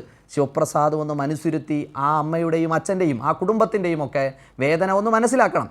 പിന്നെ 2, ഞാൻ കോവിഡ് കാലത്ത് പറഞ്ഞത്, കോവിഡ് കിറ്റ് വാങ്ങിയതിൽ, കിച്ചൺ നടത്തിയതിൽ, ഇതൊക്കെ കേരളത്തിലെ പൊതുസമൂഹത്തിന് അറിയാവുന്ന അഴിമതി കാര്യമാണ്. പട്ടിണി കിടന്നിട്ടുണ്ടോ? റെയിൽവേ ട്രാക്കിൽ നടന്നിട്ടുണ്ടോ? അതൊക്കെ കൊള്ളാം, നല്ല പ്രാസമുണ്ട്, നല്ല പ്രസംഗമുണ്ട്. പക്ഷേ കേരളത്തിലെ മലയാളികൾ ഇതൊക്കെ കണ്ടതാണ്, അനുഭവിച്ചതാണ്. എല്ലാത്തിൻ്റെയും ബോധം മലയാളികൾക്കുണ്ട്. ഞാൻ അഭിമാനിക്കുന്നുണ്ട്, ഞാൻ മലയാള നാട്ടിൽ ജനിച്ചതിൽ, മലയാള നാട്ടിൽ ജീവിക്കുന്നതിൽ എനിക്ക് അഭിമാനമുണ്ട്. അത് മാർക്സിസ്റ്റുകാരുടെ മലയാള നാട്ടിലെ പറ്റിയല്ല എൻ്റെ അഭിമാനം. എൻ്റെ മലയാള നാടിനെ പറ്റി എനിക്ക് നല്ല അഭിമാനവും ബോധവും ഒക്കെയുണ്ട്. പക്ഷേ അത് കമ്മ്യൂണിസ്റ്റുകാർ വരച്ചു വെക്കുന്ന ഒരു ഉച്ചനീചത്വത്തിൻ്റെ അല്ലെങ്കിൽ ഒരു ഫാസിസ്റ്റ് നടപടി നിങ്ങളാണ് നടപ്പിലാക്കുന്നത് കേരളത്തിൽ. ഞങ്ങളുടെ മേലെ നിങ്ങളതൊക്കെ ചാപ്പ കുത്തിയാലും അത് ഞങ്ങൾക്ക് നേരെ ഒരു വിരൽ ചൂണ്ടുമ്പോൾ 4 വിരൽ നിങ്ങൾക്കെതിരെ ചൂണ്ടുന്നുമുണ്ട് എന്ന് ഞാൻ കാര്യത്തിൽ ഞാൻ വിനീതയുക്തമായി ശിവപ്രസാദിനെ ഓർമ്മിപ്പിച്ചു വെക്കുകയാണ്. നിങ്ങളും ഈ കാര്യങ്ങളുടെ ഒക്കെ ബോധം വേണം. കാരണം നിങ്ങൾ കോവിഡിനെയും നിപ്പയും ഒക്കെ പ്രതിരോധിച്ചതിൻ്റെ ഭാഗമാണല്ലോ നിങ്ങൾ വലിയ വിജയങ്ങൾ ഇപ്പോൾ നേടി നിൽക്കുന്നത്. അതിൻ്റെ ബോധം നിങ്ങൾക്കും ഉണ്ടായാൽ മതി. ഞാൻ ഈ സമരത്തിൻ്റെ കാര്യത്തിൽ ഞാൻ ആവർത്തിച്ചു പറയുന്നു, ഇന്നത്തെ സമരത്തെ പോലീസ് നേരിട്ടത് ശരിയാണെന്ന പക്ഷക്കാരനല്ല ഞാൻ. പക്ഷേ ആ പോലീസിനെതിരെ നിങ്ങൾ നേരത്തെ ഇൻട്രോ സിജു പറയുന്ന സമയത്ത് പറഞ്ഞു കയ്യും കെട്ടി നോക്കി നിന്നു, അടിക്കരുതെന്ന് പറയുന്നില്ല, വേറെ ഒന്നും ചെയ്യുന്നില്ല എന്ന് പറയുന്നത്. ഞാനും സമരം ചെയ്തതാണ്, നിങ്ങളെല്ലാം സമരങ്ങൾ റിപ്പോർട്ട് ചെയ്തിട്ടുള്ള ആൾക്കാരാണ്, നിങ്ങൾ സംരക്ഷണം ചെയ്തിട്ടുള്ളതാണ്. ഒരു സമരം എങ്ങനെയാണ് സംഘർഷാവസ്ഥയിലേക്ക് പോകുന്നത്? പോലീസ് ഒരു സ്ഥലത്തേക്ക് നിശ്ചയിക്കുന്നു, ഒരു സമരം ഒരു സ്ഥലത്തേക്ക് ബാരിക്കേഡ് കെട്ടി തടയുന്നു. അത് മറികടക്കാൻ ശ്രമിക്കുന്ന സമയത്ത് പോലീസിനെ നിയന്ത്രിക്കാൻ ഒരു വിധമുണ്ട്. ആ വിധത്തെ കടക്കുന്ന സമയത്ത് പോലീസ് ലാത്തിച്ചാർജ് നടത്തുന്നുണ്ട്. പക്ഷേ ആ ലാത്തിച്ചാർജ് ശരിയാണ്, വിദ്യാർത്ഥികൾക്കെതിരെ ലാത്തിച്ചാർജ് നടത്തിയത് ശരിയാണ് എന്ന അർത്ഥത്തിലല്ല ഞാൻ പറയുന്നത്. പക്ഷേ ഒരു രാജ്യത്തിൻ്റെ തലസ്ഥാനത്തെ ഇത്തരത്തിലൊരു കലാപകലുഷിതമാക്കി അക്രമാസക്തമാക്കി ഒന്നിനുമില്ലാത്ത ഒരു വിഷയത്തിൻ്റെ അടിസ്ഥാനത്തിൽ ഒന്നുമില്ലാത്തതിൻ്റെ പേരിൽ ഒന്നുമില്ലാത്ത വിഷയം പറഞ്ഞു പോകുന്നത് ഞാൻ പറഞ്ഞു കേട്ടെന്ന്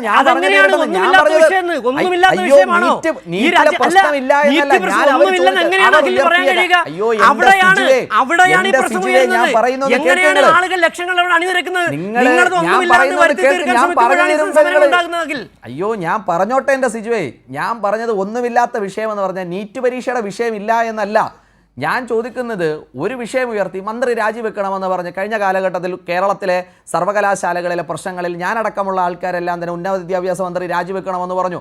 ഇവിടുത്തെ പരീക്ഷ ക്രമക്കേടുമായി ബന്ധപ്പെട്ട് പൊതുവിദ്യാഭ്യാസ മന്ത്രി രാജിവെക്കണമെന്ന് ആവശ്യപ്പെട്ടു. ഈ നാട്ടിൽ ഇത്രയും അധികം പോലീസ് അരാജകത്വം നടത്തിയ ആഭ്യന്തര വകുപ്പ് കൈകാര്യം ചെയ്ത മുഖ്യമന്ത്രി രാജിവെക്കണമെന്ന് ആവശ്യപ്പെട്ടു. അപ്പോഴൊക്കെ പോലീസ് ഞങ്ങളെ അടിക്കുകയല്ലേ ചെയ്തത്. ഞങ്ങളെ പോലീസ് പറഞ്ഞിട്ട് ഞങ്ങൾ സമരം ചെയ്തു, മുദ്രാവാക്യം ചെയ്തു, നാളെ മന്ത്രി രാജിവെച്ചു. അങ്ങനെയല്ലല്ലോ. ഇവിടെ സ്വാഭാവികമായിട്ടും ആ സമരത്തിൻ്റെ ഭാഗമായി പോലീസ് ലാത്തിച്ചാർജ് നടത്തി. ആ ലാത്തിച്ചാർജ് ശരിയല്ല എന്ന പക്ഷത്തിൽ തന്നെയാണ് ഞാൻ പറഞ്ഞത്. പക്ഷേ ഒരു രാജ്യ തലസ്ഥാനത്തേക്ക് ഒരു ആഹ്വാനത്തിൻ്റെ അടിസ്ഥാനത്തിൽ ഒരു സംഘടനയുടെ പേരിൽ മറ്റു ചില സംഘടനകൾ കൂടി ചേർന്ന്, ഞാൻ അതുകൊണ്ടാണ് ആവർത്തിച്ചു പറഞ്ഞത്, ഈ സംഘടനയുടെ പേരിൽ ഞാൻ SFI ആണ് സമരം നടത്തിയിരുന്നെങ്കിൽ ആ SFI നടത്തിയ സമരം അത് ശരിയാണ്. SFI ഒരു ഇടതുപക്ഷ വിദ്യാർത്ഥി സംഘടന, പ്രതിപക്ഷ വിദ്യാർത്ഥി സംഘടന സമരം നടത്തി, ഞങ്ങൾ അംഗീകരിക്കുന്നു. മറ്റൊരു ASF നടത്തി, അല്ലെങ്കിൽ ഐസ പോലത്തെ സംഘടനകൾ പോലും ഈ സമരത്തിൻ്റെ ഭാഗമായി, NSU ഭാഗമായി, അങ്ങനെ ആയിരുന്നുവെങ്കിൽ ഓക്കെ. ഇത് രാജ്യത്തുള്ള കുറേ അരാഷ്ട്രവാദികളായ വിദ്യാർത്ഥികൾ അവിടേക്ക് വരുന്നു. ഇവരുടെ രാഷ്ട്രീയ ബോധത്തെയാണ് ശിവപ്രസാദ് വാനോളം ഉയർത്തി പറയുന്നത്. അവരുടെ രാഷ്ട്രീയ ബോധം എന്ന് പറയുന്നത് നിങ്ങൾ പറഞ്ഞ തരത്തിൽ ഞങ്ങളെ അനുകൂലിക്കുന്നവർ, ഞങ്ങളെ എതിർക്കുന്നവർ, ഞങ്ങളുടെ ഒപ്പം നിൽക്കുന്നവർ, അങ്ങനെ ഒരു ആൾക്കാർ ഈ നാട്ടിലുള്ളത് ഇന്ത്യ മഹാരാജ്യത്തുള്ള ഒരേ ഒരു മനുഷ്യരേ ഉള്ളൂ. അഖിൽ ഈ പറഞ്ഞ രാഷ്ട്രബോധത്തിന്റെ കാര്യം പറഞ്ഞപ്പോൾ എനിക്ക് തോന്നി ഈ രാഷ്ട്രബോധം എന്ന് പറയുന്നത് RSSും BJPയും ഉയർത്തുന്നതാണ് ശരിയായ രാഷ്ട്രീയ ബോധം. പഠിപ്പിക്കേണ്ടതുണ്ടെന്നാണ് എനിക്ക് തോന്നുന്നത്. അതാണ് ശരിയായ രാഷ്ട്രീയ ബോധം.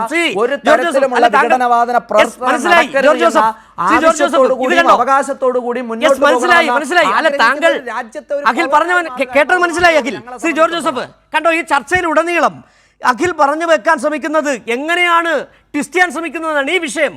തുടക്കം മുതൽ അഖിലെടുക്കുന്ന നിലപാട് അത് ചില സംഘടനകൾ നുഴഞ്ഞു കയറുകയാണ്, അരാഷ്ട്രീയവാദികളാണ്, എന്ത് കാര്യമാണ് പറഞ്ഞ പോലെ എളുപ്പത്തിൽ പറയുകയാണ്. അതിൽ SFI ഉണ്ട്, SFI ആണെങ്കിൽ ഞാൻ അംഗീകരിക്കും എന്ന് മനോഹരമായി തന്നെ സാരോപദേശമാണ് നടത്തുന്നത്. എങ്ങനെ കാണുന്നു ഈ അഖിലിൻ്റെ ഈ നിലപാട്? അഖിലിൻ്റെ നിലപാടെന്നല്ല, BJPയുടെ നിലപാട്, RSSന്റെ നിലപാട്, സംഘപരിവാറിന്റെ നിലപാട് അല്ല. ഞാൻ ശരിക്കല്ലേ പറഞ്ഞു, ഒരു സമരം നടത്തുമ്പോൾ ഒരു സംഘടനയ്ക്ക് ഒരു ഐഡന്റിറ്റി വേണ്ടേ? എന്റെ ജോർജ് ജോസഫ് താങ്കൾ കാണേണ്ടത് നമ്മൾ ഒരു മിനിറ്റ്, ഇവിടെ ഈ വിഷയത്തെ നമ്മൾ കാണേണ്ടത് എങ്ങനെയാണ്? അതായത് ഈ BJP സർക്കാർ അധികാരത്തിൽ വന്നതിന് ശേഷം ഇത്തരത്തിലുള്ള, ഇപ്പോൾ നമ്മളെടുക്കുക CBSE മുതൽ അങ്ങ് സിവിൽ സർവീസ് എക്സാം വരെയുള്ള എല്ലാ തരത്തിലുള്ള പരീക്ഷകളുടെയും ക്രെഡിബിലിറ്റി പോയിരിക്കുന്നു. എല്ലാ തരത്തിലുള്ള പരീക്ഷകളിലും കഴിഞ്ഞ ഈ 11 വർഷക്കാലത്തിലുള്ള ഏതെങ്കിലും വിധത്തിലുള്ള ഇത് അട്ടിമറികളോ അല്ലെങ്കിൽ ചോദ്യപേപ്പർ ചോർച്ചയോ അടക്കമുള്ള കാര്യങ്ങളുണ്ട്. നമ്മളിപ്പോൾ 22 വിദ്യാർത്ഥികളുടെ മരണത്തെക്കുറിച്ചുകൂടെ പറഞ്ഞു. ഇതിനു മുമ്പും ഉള്ള ഇത് പരീക്ഷകളുമായി ബന്ധപ്പെട്ടുള്ള ആത്മഹത്യകൾ നമ്മൾ കാണേണ്ടിയിരിക്കുന്നു. അപ്പോൾ ഇവിടെ എന്താ സംഭവിക്കുന്നതെന്ന് വെച്ചിട്ടുണ്ടെങ്കിൽ ഒരു മാഫിയ ഡെവലപ്പ് ചെയ്യണം. അതായത് ഈ ഇത്തരത്തിലുള്ള എക്സാം നടത്തുകയും ഈ ഇങ്ങനെയുള്ള ദേശീയ തലത്തിലുള്ള NTA വന്നതിന് ശേഷം ഇത്തരത്തിലുള്ള ഒരു വലിയ മാഫിയ സംഘം രൂപപ്പെട്ടിരിക്കുകയാണ്. ഈ മാഫിയ സംഘത്തിന് ക്വസ്റ്റ്യൻ പേപ്പർ കിട്ടുകയും അവർ പരീക്ഷ അട്ടിമറിക്കുകയും അവർ 2 ലക്ഷവും 3 ലക്ഷവും 5 ലക്ഷവും ഒക്കെ കൊടുത്ത് ഓരോ പരീക്ഷയുടെ ക്വസ്റ്റ്യൻ പേപ്പർ എത്തിച്ചു കൊടുക്കുകയും ചെയ്യുന്ന ഒരു സിറ്റുവേഷൻ ഉണ്ടായത് ഈ BJP സർക്കാർ അധികാരത്തിൽ വന്നതിന് ശേഷവും പലതരത്തിൽ ദേശീയ തലത്തിലേക്ക് ഈ പരീക്ഷകൾ അഡ്മിഷൻ, ഇപ്പോൾ യൂണിവേഴ്സിറ്റി ഡിഗ്രി തലത്തിലുള്ള അഡ്മിഷൻ വരെ ദേശീയ തലത്തിലുള്ള ഒരു എൻട്രൻസ് ടെസ്റ്റിൻ്റെ അടിസ്ഥാനത്തിലേക്ക് വരികയാണ്. അതെല്ലാം ഈ ഫെഡറൽ സംവിധാനത്തിലേക്കുള്ള എൻക്രോച്ച്മെൻറ്റാണ്. വിദ്യാഭ്യാസം എന്ന് പറയുന്നത് കൺകറൻറ്റ് ലിസ്റ്റിൽപ്പെട്ടതാണെങ്കിലും അത് സംസ്ഥാനത്തിൻ്റെ ഒരു ഉന്നത വിദ്യാഭ്യാസവും അത് പ്രാഥമിക വിദ്യാഭ്യാസം അടക്കമുള്ള കാര്യങ്ങൾ സംസ്ഥാനത്തിൻ്റെ അധികാര പരിധിയിൽ വരുന്ന പ്രധാനപ്പെട്ട ഒരു വിഷയങ്ങളിൽ ഒന്നാണ്. അവിടെ അത്തരത്തിലുള്ള കാര്യങ്ങളിലേക്ക് കടന്നു കയറുന്നതിൻ്റെ ഭാഗമായിട്ട് ദേശീയ തലത്തിൽ NTA എന്ന് പറയുന്ന സംവിധാനം കൊണ്ടുവന്നുകൊണ്ട് ഈ ഒരു ഇതിലേക്ക് പോകുന്നത്. ഇപ്പം നമുക്കെല്ലാവർക്കും അറിയാവുന്ന ഡൽഹിയിലും രാജസ്ഥാനിലും കേന്ദ്രീകരിച്ചുകൊണ്ടാണ് ഇത്തരത്തിലുള്ള എൻട്രൻസ് കോച്ചിങ്ങും ഈ പരീക്ഷ നടത്തിപ്പിൻ്റെ അതിനുള്ള പരിശീലനങ്ങളൊക്കെ എടുത്ത് ഇപ്പം രാജസ്ഥാനിലെ കോട്ട എന്ന് പറയുന്ന ജില്ല എടുത്തിട്ടുണ്ടെങ്കിൽ അവിടെ 100 കണക്കിന് ഇത്തരത്തിലുള്ള പരിശീലന കേന്ദ്രങ്ങളുണ്ടെന്ന് പറയുന്നത്. ബീഹാറിലുണ്ട്, ഡൽഹിയിലുണ്ട്. ഇതെല്ലാം തന്നെ ക്വസ്റ്റ്യൻ പേപ്പർ ചോർത്തിയെടുക്കുന്നതിനടക്കമുള്ള. പക്ഷേ ഈ ഇത്രയും പരീക്ഷകൾ നടന്നിട്ട് ഇതിലെല്ലാം തന്നെ ക്രമക്കേട്, CBSE മുതൽ സിവിൽ സർവീസ് വരെയുള്ള പരീക്ഷകൾ ക്രമക്കേട് നടന്നിട്ട് ഏതെങ്കിലും കേസിൽ ഒരു നടപടി ഉണ്ടാവുകയോ ഒരു ചാർജ് ഷീറ്റ് കൊടുക്കുകയോ പ്രതികളെ കണ്ടെത്തിയോ നിയമത്തിൻ്റെ മുമ്പിൽ കൊണ്ടുപോവുകയോ ചെയ്തിട്ടുള്ള ഏതെങ്കിലും ഒരു ഇൻസിഡൻറ്റ് ഒരു മാധ്യമ പ്രവർത്തകൻ എന്നുള്ള നിലയിൽ സിജുവിന് ചൂണ്ടിക്കാണിക്കാൻ കഴിയുമോ? ഒരു ഇൻസിഡൻറ്റും ഇല്ല. അപ്പോൾ ഇതെല്ലാം തന്നെ ഇതിൻ്റെ പിന്നിൽ ഭരണതലത്തിലുള്ള ആളുകളുടെ ഭരണകൂടത്തിൻ്റെ ശക്തികളുടെ സ്വാധീനം, അവരുടെ പിൻബലം ഇത്തരത്തിലുള്ള മാഫിയ സംഘങ്ങൾക്കുണ്ട്. അതുകൊണ്ടാണ് ഈ സംവിധാനങ്ങളെല്ലാം നടത്തിയിട്ടുള്ള ഏജൻസികളുടെ CBSE ആയാലും അതുപോലെ തന്നെ NTA ആയിട്ടുണ്ടെങ്കിലും ഇതിൻ്റെ ഒന്നും തലപ്പത്തിരിക്കുന്ന ആളുകൾക്കോ ഇതുമായി ബന്ധപ്പെട്ട ആളുകൾക്കോ ഒരു മാറ്റവും സംഭവിക്കുന്നില്ല. അവരെല്ലാം ഏതെങ്കിലും തരത്തിൽ ഒന്ന് അങ്ങോട്ട് മാറ്റി ഇങ്ങോട്ട് മാറ്റി കുറച്ച് ദിവസത്തേക്ക് സസ്പെൻഡ് ചെയ്തു ഇങ്ങനെയൊക്കെയുള്ള രീതിയിലേക്ക് പോകുന്നതല്ലാതെ നിയമപരമായ നടപടികളിലേക്ക് കഴിഞ്ഞ 10-15 വർഷക്കാലത്തിനുള്ളിൽ പോയിരിക്കുന്ന ഒരു നടപടി ഉണ്ടായിട്ടില്ല. ഞാൻ നേരത്തെ പറഞ്ഞ മറ്റു വകുപ്പുകളുമായി ബന്ധപ്പെട്ട കാര്യങ്ങളിൽ അപകടങ്ങൾ സംഭവിക്കുമ്പോഴൊക്കെ അന്വേഷണ റിപ്പോർട്ടുകൾ എവിടെയാണ്? ഒഡീഷയിലെ തീവണ്ടി ദുരന്തത്തിൽ എന്താണ് സംഭവിച്ചത്? എവിടെയാണ് അന്വേഷണ റിപ്പോർട്ട്? ഗുജറാത്തിലെ വിമാന അപകടത്തെ സംബന്ധിച്ച് എന്ത് സംഭവിച്ചു? എവിടെയാണ് അന്വേഷണ റിപ്പോർട്ട്? ആർക്കറിയാം? നമ്മുടെ ഈ ഊട്ടിയിലെ അപകടമുണ്ടായി. ഇന്ത്യയുടെ 3 സൈന്യങ്ങളുടെയും തലവനും ഭാര്യയും അടക്കമുള്ള ആളുകളാണ് മരിച്ചത്. എവിടെയാണ് അതിനെക്കുറിച്ച് എന്താണ് സംഭവിച്ചതെന്നുള്ള ആർക്കറിയാം? അപ്പോൾ ഇത്തരത്തിലുള്ള കാര്യങ്ങളെല്ലാം വരുമ്പോൾ ഒളിച്ചോടുന്നൊരു സമീപനമാണ് ഭരണകൂടം സ്വീകരിക്കുന്നത്. അതാണ് ഇവിടെ പ്രശ്നം. ഇപ്പോൾ പല സംസ്ഥാനങ്ങളിലെ മുഖ്യമന്ത്രിമാർ ആവശ്യപ്പെടുന്നത് എന്താ? പ്രത്യേകിച്ച് തമിഴ്നാട്ടിലെ സ്റ്റാലിൻ അടക്കമുള്ള ആളുകൾ, നേരത്തെ മുഖ്യമന്ത്രി സ്റ്റാലിൻ അടക്കമുള്ള ആളുകൾ പറയുന്നത് ഈ ദേശീയ തലത്തിലുള്ള ടെസ്റ്റിംഗ് എന്ന് പറയുന്നത് തന്നെ പല സംസ്ഥാനങ്ങളോടും വിവേചനം കാണിക്കുന്നൊരു സ്ഥിതിയിലേക്ക് പോകുന്നുണ്ട്. ഈ പിന്നോക്ക സംസ്ഥാനങ്ങളടക്കമുള്ള വിദ്യാർത്ഥികൾ പിന്തള്ളപ്പെട്ടു പോകുന്ന സ്ഥിതിയുണ്ട്. അത് തന്നെ തെറ്റാണെന്ന് വാദിക്കുന്ന മുഖ്യമന്ത്രിമാർ പോലും ഉണ്ട്. പക്ഷെ അവിടെയെല്ലാം NTA എന്ന് പറയുന്നത് ഇതെല്ലാം ദേശീയ തലത്തേക്ക്. അപ്പോൾ അധികാരത്തെ കേന്ദ്രീകരിക്കുക. അപ്പോൾ വിദ്യാഭ്യാസത്തിൻ്റെ നേരത്തെ പറഞ്ഞതുപോലെ സിലബസ് അടക്കമുള്ള കാര്യങ്ങളെ പരിഷ്കരിച്ച് ഒരു പ്രത്യയശാസ്ത്രത്തെ പ്രത്യേക രാഷ്ട്രീയ പ്രസ്ഥാനത്തിന് താല്പര്യമുള്ള തരത്തിലേക്ക് വിദ്യാർത്ഥികളെ വാർത്തെടുക്കുന്ന രീതിയിലേക്ക്, അതുപോലെ ഹിന്ദുത്വ കോർപ്പറേറ്റ് അജണ്ടകൾക്ക്, ഇപ്പം നമ്മൾ കോർപ്പറേറ്റ് കമ്പനികൾ പിരിച്ചുവിടുന്നതിനെക്കുറിച്ച് കോറോ ഹെൽത്തിൻ്റെയൊക്കെ കാര്യം പറഞ്ഞു. വിദ്യാഭ്യാസ സമ്പ്രദായം പോലും ഇന്ന് അടിമുടി ഉടച്ചു വാർത്ത് പലത് കൊണ്ടുവരുന്നത് ഈ കോർപ്പറേറ്റുകൾക്ക് വേണ്ടി അടിമപ്പണി ചെയ്യുന്ന ഒരു തൊഴിലാളി വിഭാഗത്തെ ഉണ്ടാക്കിയെടുക്കുന്ന രീതിയിലേക്കാണ് വിദ്യാഭ്യാസ സമ്പ്രദായം പോലും പോകുന്നത്. അതിൻ്റെ ഭാഗമായിട്ടാണ് ഇത്തരത്തിൽ വിദ്യാഭ്യാസത്തെ, ഈ പരീക്ഷകളെ, വിദ്യാഭ്യാസത്തിൻ്റെ നടത്തിനെ, സിലബസിനെ എല്ലാം കേന്ദ്രീകരിച്ച് കൊണ്ടുവന്നുകൊണ്ട് ഒരു ടെസ്റ്റിംഗ് ഏജൻസി, ദേശീയ തലത്തിൽ എല്ലാത്തിനും ഒരു ഏജൻസി, ദേശീയ തലത്തിൽ ഒരു തെരഞ്ഞെടുപ്പ് എന്നൊക്കെ പറയുന്നത് പോലെ തന്നെ ഒരു ടെസ്റ്റിംഗ്. അങ്ങനെ വരുമ്പോൾ ഈ ഡൈവേഴ്സിറ്റിയുള്ള രാജ്യത്തെ സംബന്ധിച്ചിടത്തോളം അങ്ങനെ ഒരു ടെസ്റ്റിംഗ് ഏജൻസി കൊണ്ടുവരാൻ കഴിയില്ല. അതാണ് പല മുഖ്യമന്ത്രിമാരും പറയുന്നത്. അപ്പോൾ അതിനകത്ത് അങ്ങനെ കൊണ്ടുവന്നിട്ട് അത് ഇനി തെറ്റുകൂടാതെ അല്ലെങ്കിൽ യാതൊരു വിധത്തിലുള്ള പഴുതുകളുമില്ലാതെ അത് നടത്തിക്കൊണ്ട് പോകാനൊട്ട് കഴിയുന്നുമില്ല. അപ്പോൾ ചോദ്യം വരുന്നതെന്ന് വെച്ചാൽ ഈ നീറ്റ് പരീക്ഷയുടെ കാര്യത്തിൽ മാത്രമല്ല ധർമ്മേന്ദ്ര പ്രധാൻ്റെ രാജി ആവശ്യപ്പെടുന്നത്. ഇതപ്പര്യന്ത് എത്രയോ പരീക്ഷകളിൽ അദ്ദേഹം പരാജയപ്പെട്ടു. അപ്പം നിരന്തരം പരീക്ഷ നടത്താൻ ഒരു കാര്യം ആലോചിക്കുക. ഒരു ദേശീയ ഗവൺമെൻറ്, ഇത്ര വലിയൊരു ജനാധിപത്യ രാജ്യത്തിൻ്റെ ഒരു ദേശീയ ഗവൺമെൻറ്റിന് ഒരു വിദ്യാർത്ഥികളുടെ 22 ലക്ഷം വിദ്യാർത്ഥികൾ പങ്കെടുക്കുന്ന വിദ്യാർത്ഥികളുടെ ഒരു ടെസ്റ്റ് കുറ്റമറ്റ രീതിയിൽ നടത്താൻ കഴിയുന്നില്ല എന്ന് പറയുമ്പോൾ അതിൽ പരം ഒരു പരാജയപ്പെട്ടൊരു ഗവൺമെൻറ് വേറെ ഉണ്ടോ? വേറെ ഏത് യാഡ്സ്റ്റിക്ക് വെച്ച് നമ്മൾ നോക്കണം? മറ്റെല്ലാ കാര്യങ്ങളും നമ്മൾ വിടുക. ഇത്തരത്തിലുള്ളൊരു പരീക്ഷ കുറ്റമറ്റ, ഒരു പരീക്ഷയാണെങ്കിൽ പോട്ടെ, ഈ നീറ്റ് പരീക്ഷയാണെങ്കിൽ പോട്ടെ, ഈ ഞാൻ നേരത്തെ പറഞ്ഞു നീറ്റ് പരീക്ഷ റീനീറ്റ് നടത്തിയതിൻ്റെ കാര്യത്തിൽ പോലും ഒട്ടേറെ പ്രശ്നങ്ങൾക്ക് ഒട്ടേറെ വിദ്യാർത്ഥികൾ പരാതിയുമായിട്ട് വന്നിരിക്കുകയാണ്. പലരും നല്ല പഠിച്ച് എഴുതിയ ആളുകൾക്ക് അവർ പ്രതീക്ഷിച്ച മാർക്കില്ല, നിസ്സാരമായ മാർക്ക് കിട്ടിയ അവസ്ഥയിലേക്ക് പോകുന്നു.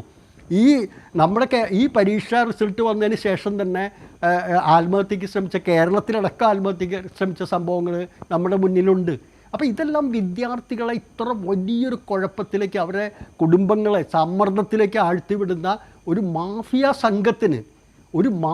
സംഘത്തിന് ഇത്തരത്തിലുള്ള ഉന്നത വിദ്യാഭ്യാസ രംഗത്തേക്ക് കടത്തിവിടുന്ന, ഇതിലെത്രയോ കോടി രൂപയുടെ തട്ടിപ്പരങ്ങേറിയിട്ടുണ്ടാകും. ഒന്ന് ആലോചിച്ച് നോക്കാം. നമ്മൾ ഈ രാജസ്ഥാൻ കേന്ദ്രീകരിച്ചും ഡൽഹി കേന്ദ്രീകരിച്ചും ഉത്തരേന്ത്യൻ സംസ്ഥാനങ്ങൾ കേന്ദ്രീകരിച്ചും നടത്തുന്ന ഈ കോച്ചിങ് സെൻറ്ററുകൾ, എൻട്രൻസ് കോച്ചിങ് സെൻറ്ററുകളുടെ അടിസ്ഥാനത്തിൽ നടത്തുന്ന വ്യാപകമായ തട്ടിപ്പിനെക്കുറിച്ച് എത്രയോ റിപ്പോർട്ടുകൾ നമ്മുടെ രാജ്യത്ത് വന്നിട്ടുണ്ട്. പിന്നെ മറ്റൊരു കാര്യം നമ്മൾ ആലോചിക്കേണ്ടതെന്ന് വെച്ചിട്ടുണ്ടെങ്കിൽ, ഇന്നിവിടെ നമ്മൾ ഈ വിദ്യാർത്ഥികളുടെ സമരത്തിൻ്റെ കാര്യത്തിൽ നമ്മൾ പറഞ്ഞു, അവിടെ ഇപ്പോൾ CJP ആണെങ്കിലും വാസ്തവത്തിൽ സിജു ഒന്ന് ആലോചിച്ച് നോക്കിയേ, ഈ ഡൽഹിയിലേക്ക് യുവാക്കളും വിദ്യാർത്ഥികളും ഒഴുകിയെത്തുകയാണ്. ഓരോ നിമിഷവും ആയിരക്കണക്കിന് വിദ്യാർത്ഥികൾ എങ്ങനെയൊക്കെ തടഞ്ഞിട്ടും, ഈ പറഞ്ഞതുപോലെ മെട്രോ തടഞ്ഞു നോക്കി, അങ്ങനെ പലതും തടഞ്ഞു നോക്കിയിട്ടും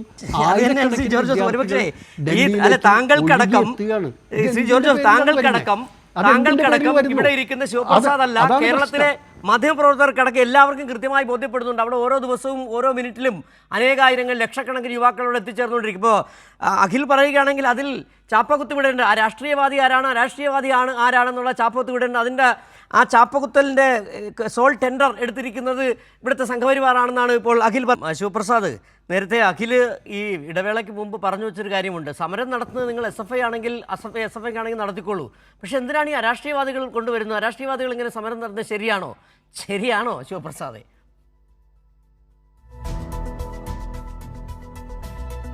ഈ ചർച്ചയെ ഞാൻ വളരെ ഒരു കൺസ്ട്രക്റ്റീവും പോസിറ്റീവുമായ ചർച്ചയെ കാണുകയാണ്.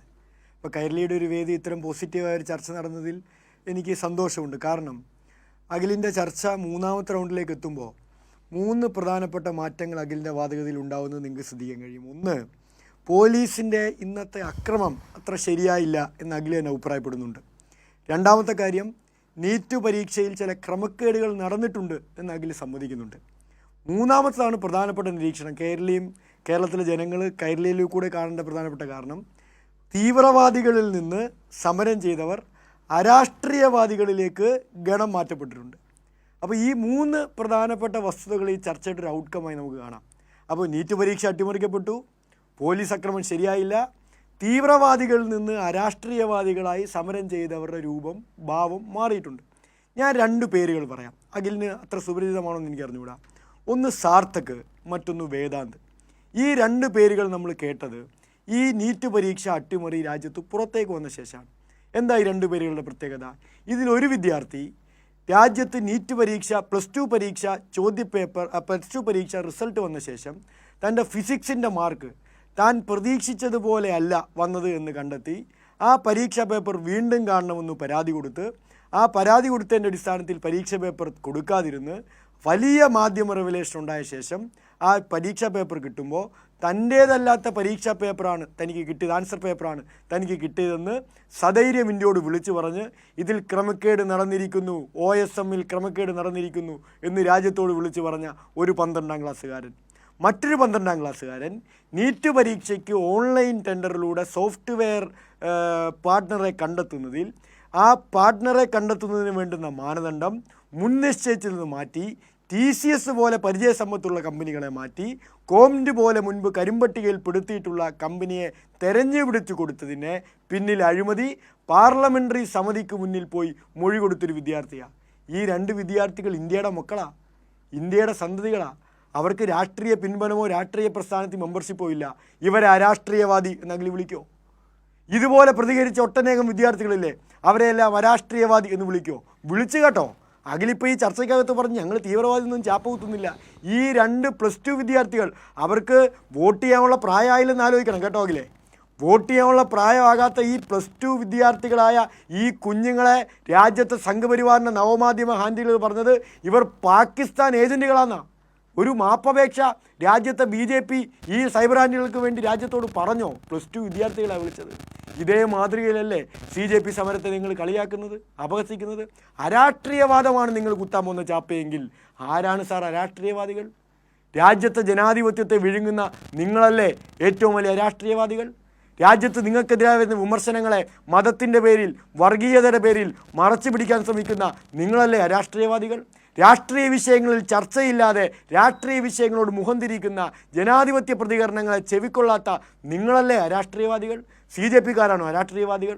അവരുടെ രൂപവും ഭാവവും ഒക്കെ സ്ക്രൂട്ടിനൈസ് ചെയ്തോ? അവരുടെ രാഷ്ട്രീയ പശ്ചാത്തലം നിങ്ങൾ സ്ക്രൂട്ടിനൈസ് ചെയ്തോ?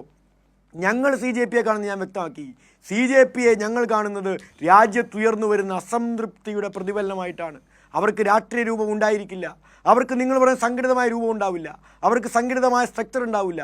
പക്ഷേ അവർ സംഘടിതമായ സ്ട്രക്ചർ ഇല്ലാതെ വരുമ്പോഴും അവർ ഈ രാജ്യത്തിനകത്ത് വിദ്യാർത്ഥികളുടെ, യുവാക്കളുടെ ഒരു പ്രതിഫലനത്തിന് ഒരു അംശമായി പ്രതിഫലിക്കുന്നുണ്ട്. മറ്റൊരംശം ഞങ്ങളിലുണ്ട്. ഞങ്ങൾ അഭിമാനത്തോടെ പറയുകയാണ്, രാജ്യത്തെ വിദ്യാർത്ഥികൾ, സർവകലാശാലയിൽ പഠിക്കുന്നവർ, ക്യാമ്പസിൽ പഠിക്കുന്നവർ, യൂണിവേഴ്സിറ്റി സെൻറ്ററിൽ പഠിക്കുന്നവർ, സെൻട്രൽ യൂണിവേഴ്സിറ്റി പഠിക്കുന്നവർ ഈ വലിയ അസംതൃപ്തിയുടെ വലിയൊരു ഭാഗമായി പ്രതിഷേധത്തിനൊപ്പം ഞങ്ങളോടൊപ്പം അണിനിരക്കുന്നുണ്ട്. ഇവരെല്ലാം ചേരുന്നതാണ് സാർ ജനാധിപത്യ സമരം. സമയപരിമിതി മൂലം ഞാൻ ശിവപ്രസാദ് സമരത്തെ ഇടപെടുകയാണ്. വളരെ നന്ദി. എന്തായാലും ഈ ചോദ്യങ്ങൾ അല്ല അത് മറുപടി അല്ല ഞാൻ പറയട്ടെ. അതായത് ഞാൻ മാറ്റം വന്നതല്ല, ഞാൻ പറയട്ടെ, സമയപരിമിതി ഉണ്ടെന്ന് ഞാൻ പറയാം. അതായത് ഈ ചോദ്യങ്ങൾ ഇവിടെ അവസാനിക്കുന്നതല്ല അഖിൽ. ചോദ്യങ്ങൾ ഇങ്ങനെ ശിവപ്രസാദ് ചോദിച്ച ചോദ്യങ്ങൾ, ജോർജ് ജോസഫ് ചോദിച്ച ചോദ്യങ്ങൾ അങ്ങനെ തന്നെ നിൽക്കുകയാണ്. അരാഷ്ട്രീയവാദികൾ ആരാണെന്നുള്ള ചോദ്യത്തിന് ഉത്തരം വരും ദിവസങ്ങളിലടക്കം നിങ്ങൾ പറയേണ്ടി വരും. നിങ്ങൾ എടുക്കേണ്ട നിലപാട് എന്ന് പറഞ്ഞാൽ ഈ രാജ്യത്തെ ജനാധിപത്യത്തിൽ നിങ്ങൾക്ക് വിശ്വാസം ഉണ്ടെങ്കിൽ ഈ നടപടി എടുക്കുക. ധർമ്മേന്ദ്ര പ്രധാൻ രാജിവെക്കണമെങ്കിൽ രാജിവെക്കുക ആവശ്യപ്പെടുക എന്നുള്ളതാണ്. വളരെ നന്ദി. ഈ സമയപരിമിതി പോലെ ചർച്ച അവസാനിപ്പിക്കാൻ വളരെ നന്ദി. ഈ ചർച്ചയിൽ പങ്കെടുത്ത CM Shivaprasad, Akhil, George Joseph. News and views ഇവിടെ സമാപിക്കുന്നു.